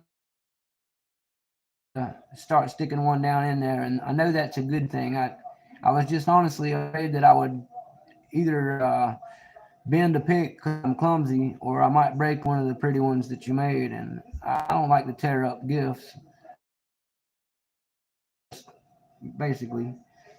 But anyway, so as I was saying, I basically always thought in purchasing a Reaper set, and that's going to require me to go behind myself. Cloaks are what they're called. The slim cloaks offered by 44 Delta are going to be the big, fat, nice handles that are numbered the same 1 through 5. You'll see them on Skip's channel. Skip uses the number with the slim cloak style on it pretty much constant. And I can't blame him for that. He's a smart guy and a better picker than me. He's got a lot of experience. He's a bit of a mentor. And respect for what he uses and what many of you have chosen to be a fun pick for you to use. You know what? I'm going to see if I can use the mace. Maybe I can McTickle it. Let's give the McTickler its chance since we're all talking about it today. But yeah, I definitely would like to get. I'm sorry, that's going to be the wrong kind of thing to have in there. Let's a covert turner to go with here. Where did I put that thing? There it is. Needle nose pliers and easy them in.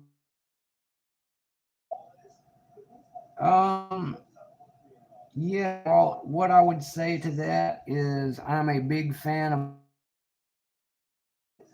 the white. Was pretty cool.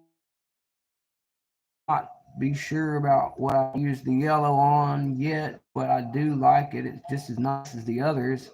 But earlier, and you might notice my bracelet when I'm sometimes picking.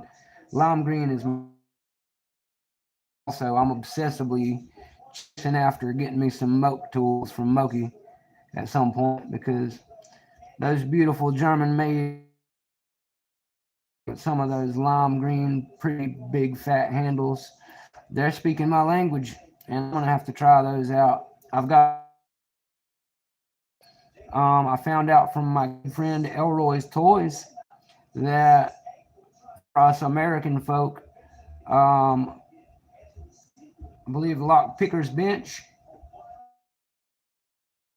sets, tools, individuals, and handles.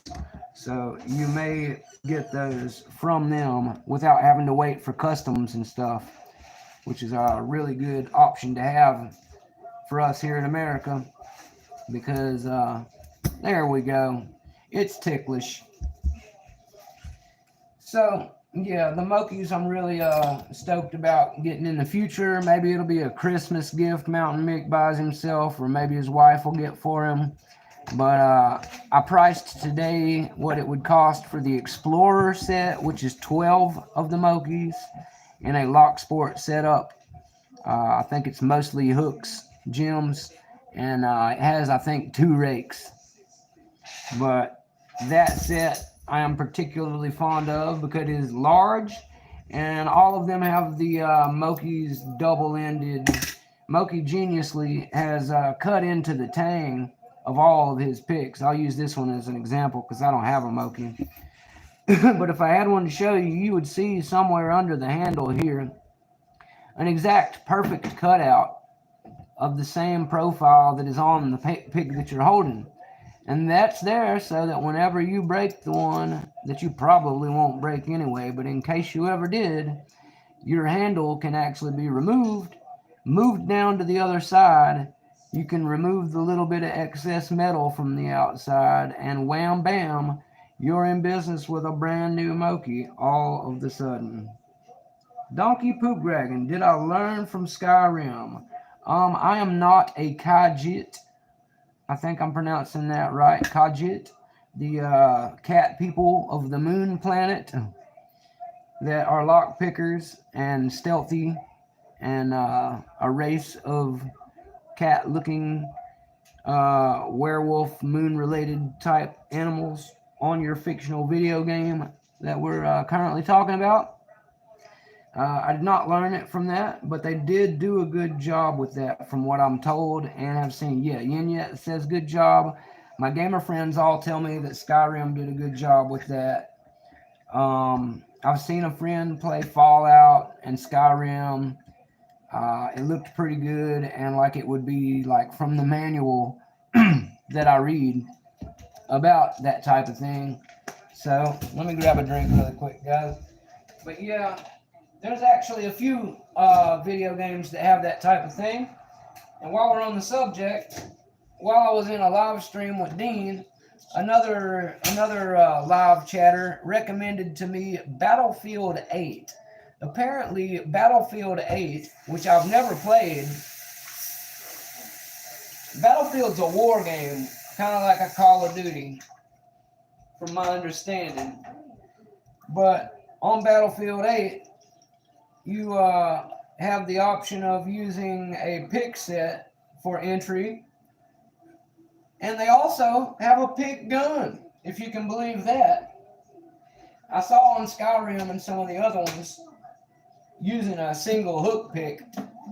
And it goes like level 0 to 100 difficulty, if I remember. And basically, if you mess up your tension and screw up, it breaks your picks and you have to find more. And apparently these cat people of Khajiit always are a good place to look for more picks. One of my friends told me about those, because when he first saw my lockpicking video, he said it was Khajiit approved, and I had no idea what he was talking about. So I Googled it and found out what Skyrim's race of cat people who pick locks were called.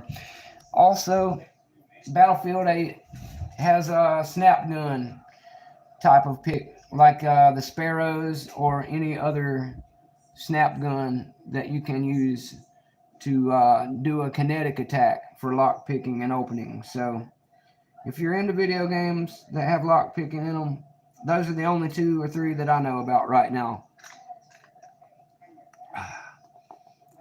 All right. Gonna be wrapping this up soon, because I'm getting towards 2 hours, and I think my dinner's probably ready. I don't want it to get too cold, and I'm still going to be watching some fighting later tonight, so I definitely want to be ready to go for that. But let's see here.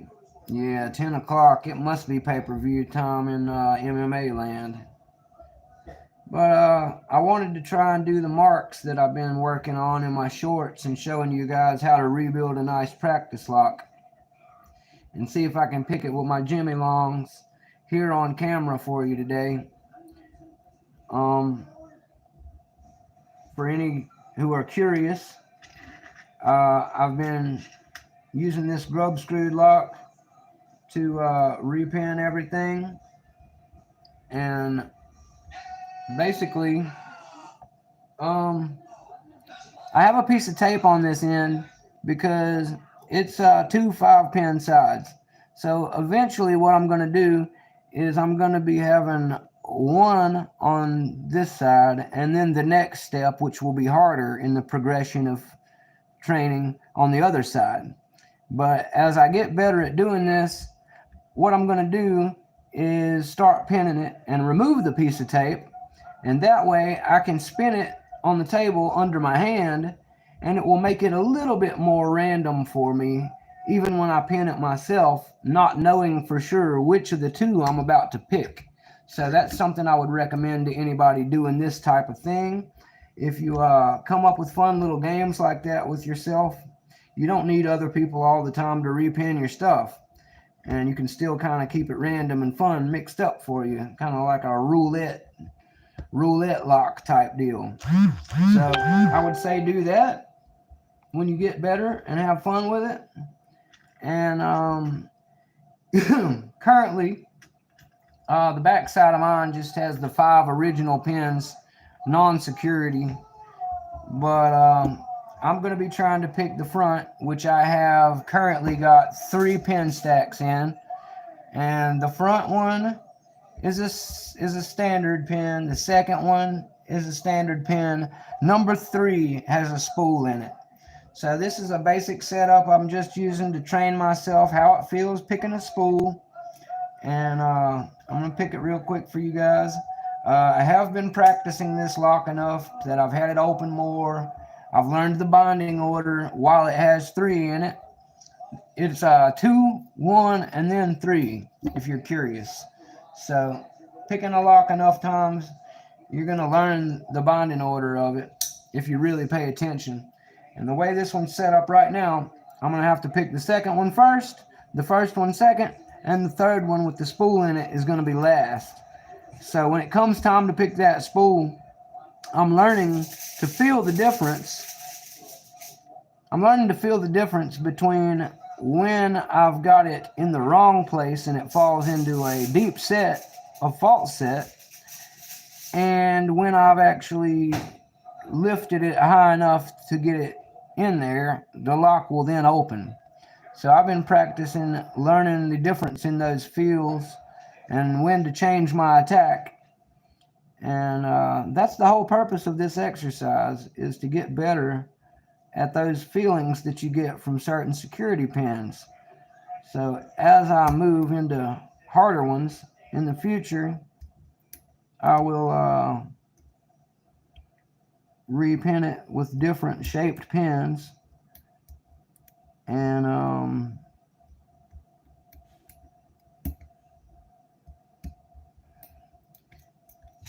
I'll keep making it hard and learning different different feels that you would get from, say, a serrated or a gin or one of these chest pins that I've got from Sparrows. But for right now, I just have a standard spool in the back. I've got it to where maybe I can open it on camera for you guys. No promises. This one's a little trickier for me, which is why I haven't repinned it again yet. But I have learned enough on it that I was getting it in hand pretty well. And I picked it in the vise once before I started this video. So the vise is helping me. But I think I overset something. Let me start over. I'm also still developing top of the keyway.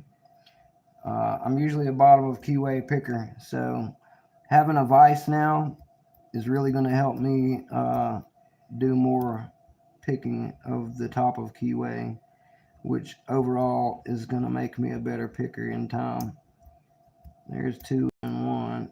I think the spool's the only one left now.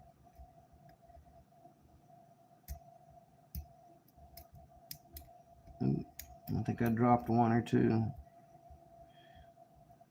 See, I think we got 2 already. Might have overset it. Let me start again to make sure. Okay, so we're gonna have to find all of them first. Just rake around a little. There we go. Now I can kind of tell where everything's at. 1, 2, and 3. So 2's right here. We're gonna lift up on 2. And it bumped a little, so I think I set it. Now we're going to try and get 1. And 1 bumped a little, I believe. So if that is right, then 3, yeah, 3 is now stuck. So I think I dropped 1 of them again. Sorry guys, it's about time for Mountain Mick to smoke a fatty. He's a little too stressed and a little too hungry, but try to get this thing open. And I appreciate anybody sticking around to watch me try this one. As I said, the vise is newer to me from today, and the lock I've only been playing with for 2 days, and the top of keyway I'm still mastering. So do I have the right pick? Yes. All right, let's try this one more time.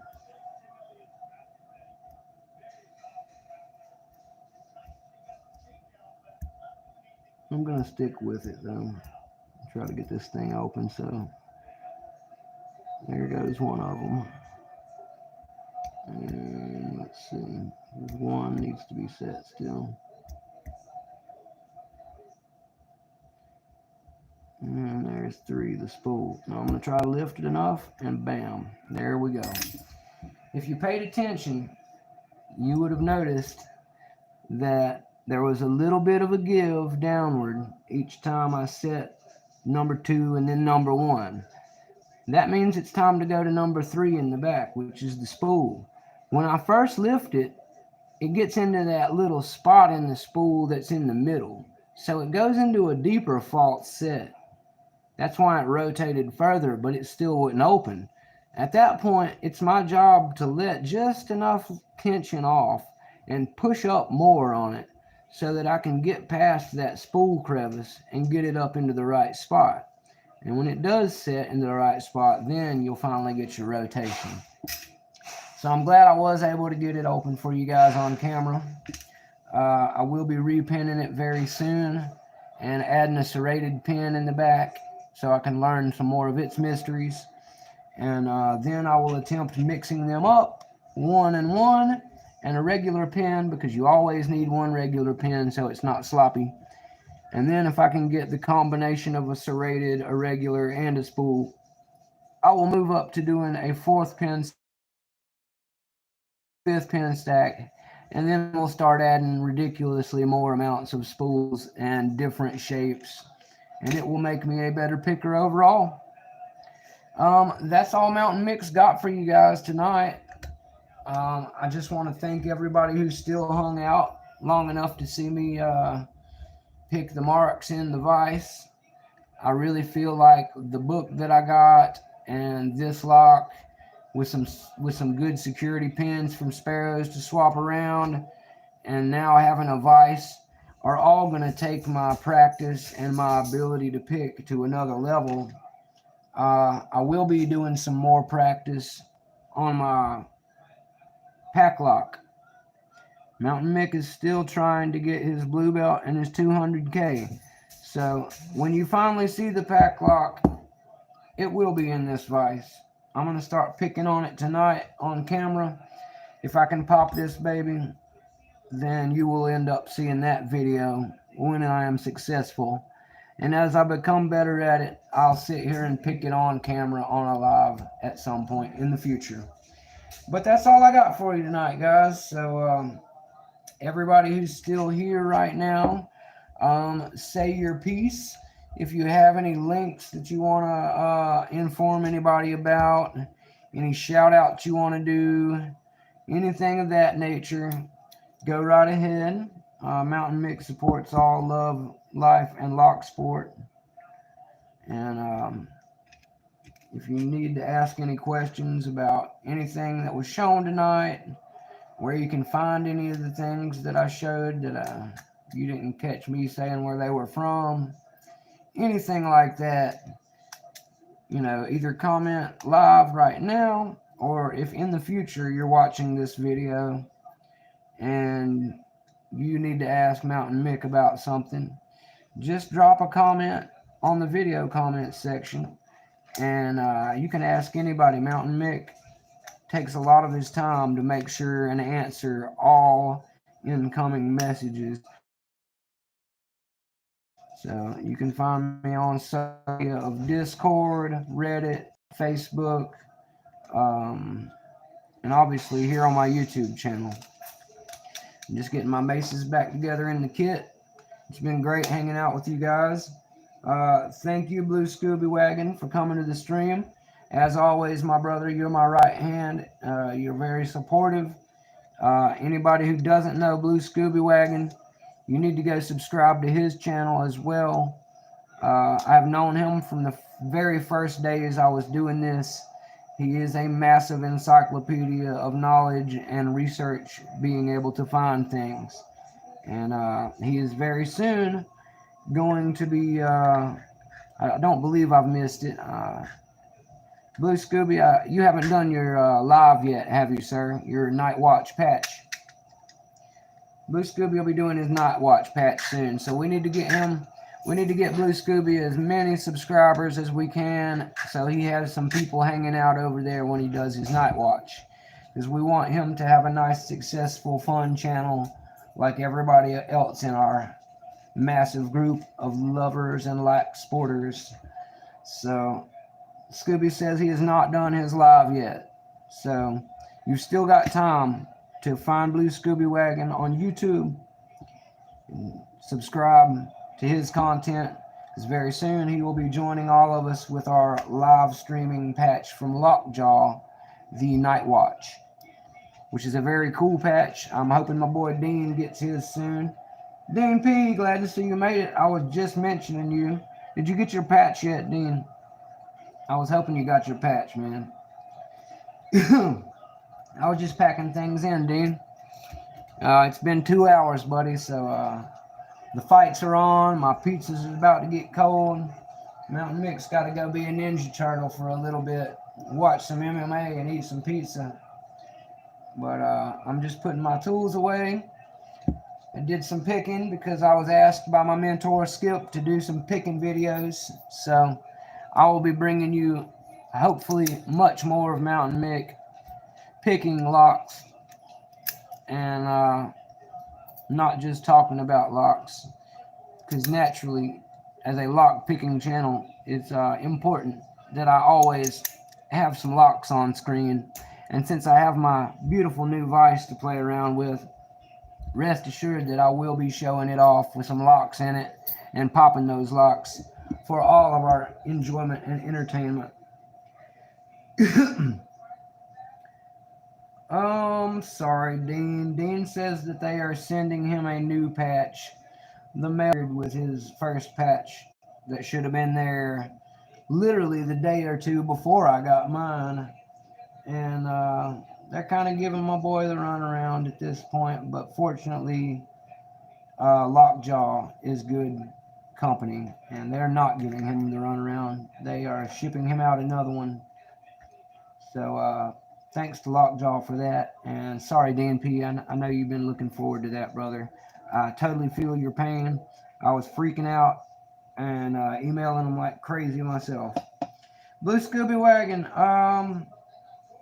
That is the name of the channel. Yes, if you search up Blue Scooby Wagon on YouTube, you should find Blue Scooby.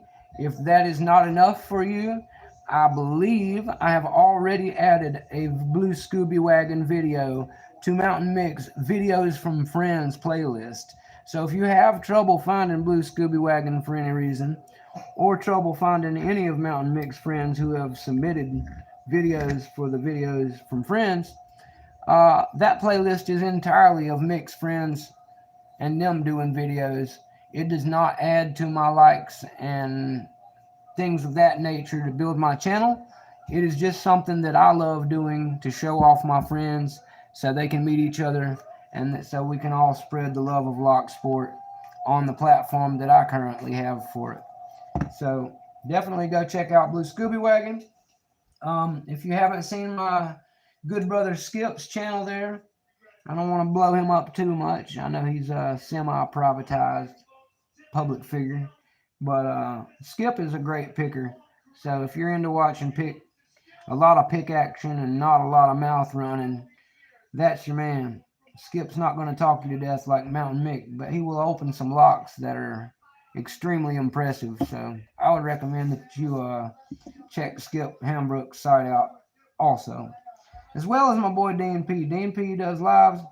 If you see anybody's name or heard anybody's name mentioned here, we're all lock sporters, YouTubers. Look them up.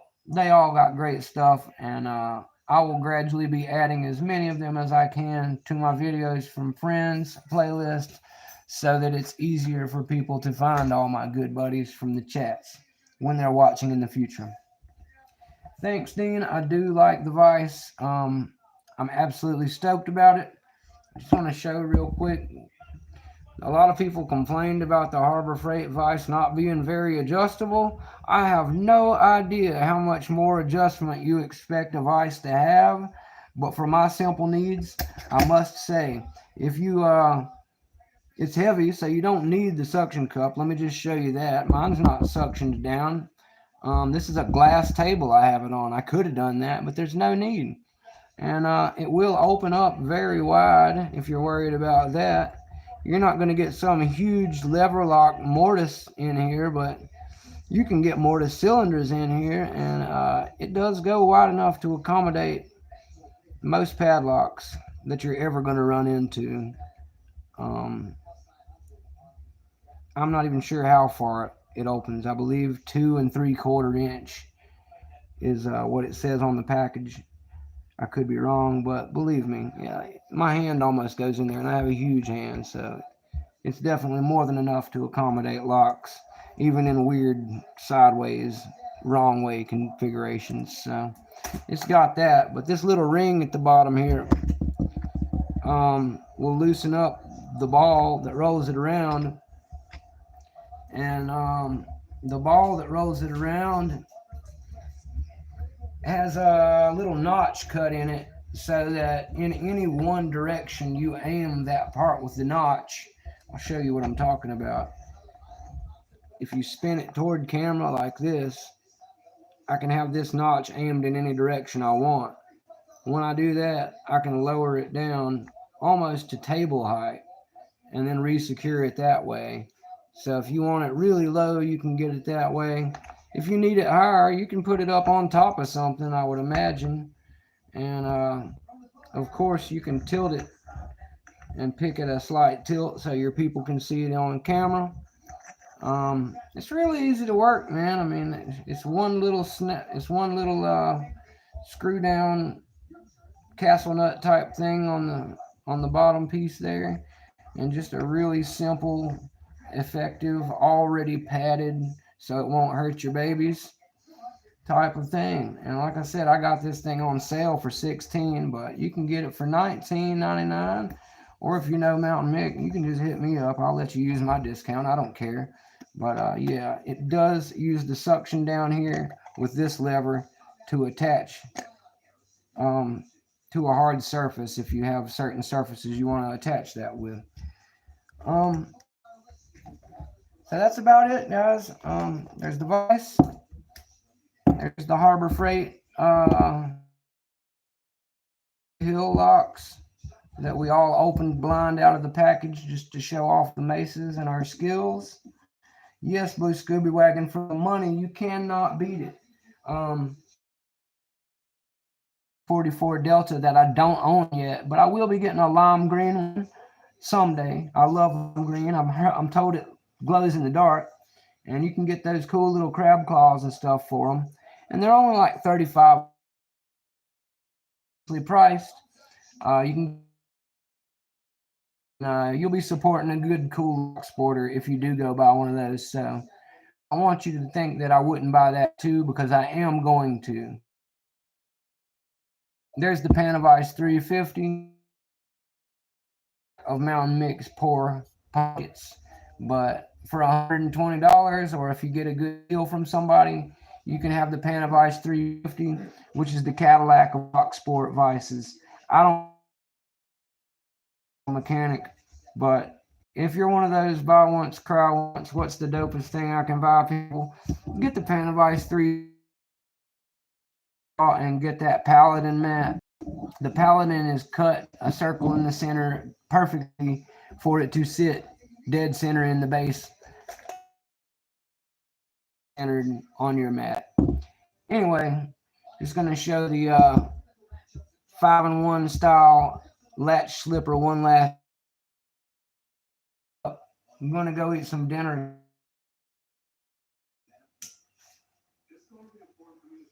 The lockpicker bench vise. I have not seen that one, Scooby, but Blue Scooby says that there's bench vise.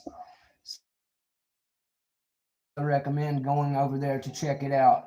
Since he brought it up, Lockpicker's Bench is an American supplier that carry the Moki tools. Don't buy them all out, so Mountain Mick can still get some, but I'm sure they keep them really well stocked over there. So if you're looking for a good deal on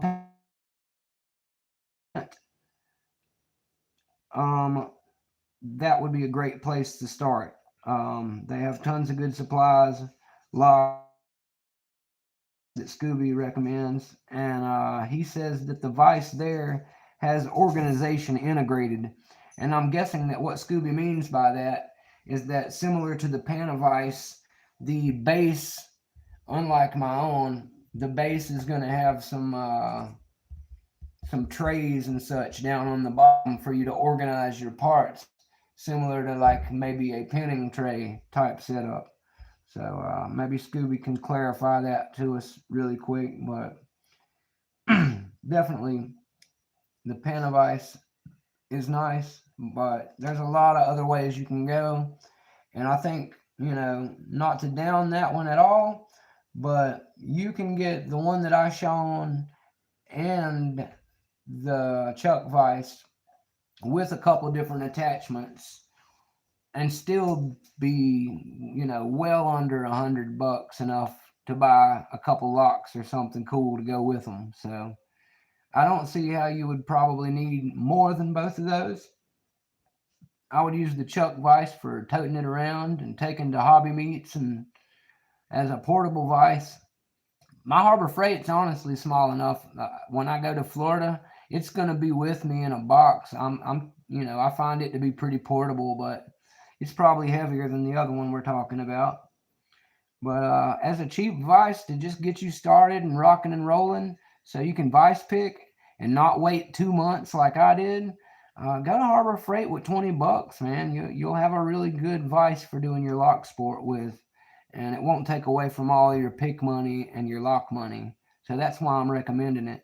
Not to down anything else, but for the love of lock sport, poor boy's got to get some picks. Poor boy got to get some locks. Um, and make some friends, man. Your friends are going to help you as well. Come reach out to Mountain Mick. He's been very blessed. If he gets much more blessed, he'll be trying to help people that kind of same way very soon. That's really all I got, or I'm just going to be rambling to you guys about nothing. So now that I've broke 2 hours, it's going to take God knows how long to upload this video for the rest of the world. But for all of you who were here and made it, thank you. And I appreciate you coming out and supporting Mick tonight. Mr. Inferno, I didn't see you make it in here. Thank you, sir. I'm glad to see you came by. Mr. Inferno is a good friend. He is a locksmith by trade. And he's got a really good new series on his channel. I'm a fan of his channel as well. Go check him out. He just did, I believe, an 8-part mini-series where he pitted many of the different picks that he owns against each other, picking the same lock to see which one he liked the best, which one performed the fastest, etc. So I won't spoil anything like I always don't, but if you want to see that type of thing, I highly advise you to go to Mr. Inferno's channel and check it out. Oh, I'm sorry, he says 13 part. So it's definitely expanded from last time I heard and was talking to him about it. 13-part series of him using different picks. So obviously he's got a lot to choose from, and he can show you some of the really quality picks Lock Sport have to offer, and how some of them perform in his hand stacked up against the others in a fair competition. Chuck Soup says he doesn't count the one that he got from AliExpress as a real set. Mr. Inferno says they were the Gozos, which is a Chinese brand. A lot of your eBay and Amazon stuff is going to be Chinese, or what we call Chinesium. I've heard some horror stories about picks from there, and I've seen pickers love the Gozo, and what is that other one they all have been using? The Clom. I've seen a lot of people love a Clom set from eBay or Amazon too. Now, you're going to want to grow beyond that really quickly and have some better picks. But if you need something for pick stock to alter a pick into something special use, or if you just need a really, really dirt cheap set to have for some extras for whatever reason, the Clom has a lot of cool tools in it that I still don't own yet. Dimple rakes and things of that nature. You can see some of that stuff being used by Lock Noob and some other people in their channel. The Clom has been around forever and has a very extensive bunch of videos on it on the internet. Chuck Soup says he is talking about the Clom. He has the Clom KL318. So yeah, there are some cheap options out there if you want to get into that stuff. Mountain Mick would obviously have some other things to suggest to you, but that's for another day. I'm going to wrap this thing up so I can watch some fighting and eat some pizza. I'll miss the main event soon if I don't. Appreciate you guys who are here and hung out with me this long. This is now turned into the longest running live that Mountain Mick has done to date. So for that reason and many others, I'm going to have to say goodnight and goodbye. So thank you all for coming. Say goodbyes. Chuck Soup, Mr. Inferno, thanks for hanging out. Blue Scooby, Skip, all you guys, man. I love you. Everybody in the chat, you guys all know me. I appreciate you being here. Thanks for showing up for Mick tonight. And I hope you enjoyed my live stream and some of the cool suggestions and ideas that I've tried to bring to you today. So until next time, that's all I got. I'll have some cool stuff for you next week, and hopefully I'll get this pack lock open soon too. But that's all I got for you guys. So later, GQ man, everybody else. The FNG is awesome, Chuck. It's a great starter set for people. It's only 2 picks, but a lot of people will tell you factually that when you're just starting out, 2 good picks are better than 10 really crappy ones. You'll go a long way with that set until you need more stuff. And when you do, you'll know what kind of stuff you like once you try a few more ones out. So expand from it small and get a few other things to test and try. And by then you'll have a really good idea of what you like, what your style is, and whose picks you want to buy next. That's going to be everything. So Blue Scooby, everybody else, Mick's going to go eat dinner. Love you guys. Have a great night. Mountain Mick's out of here.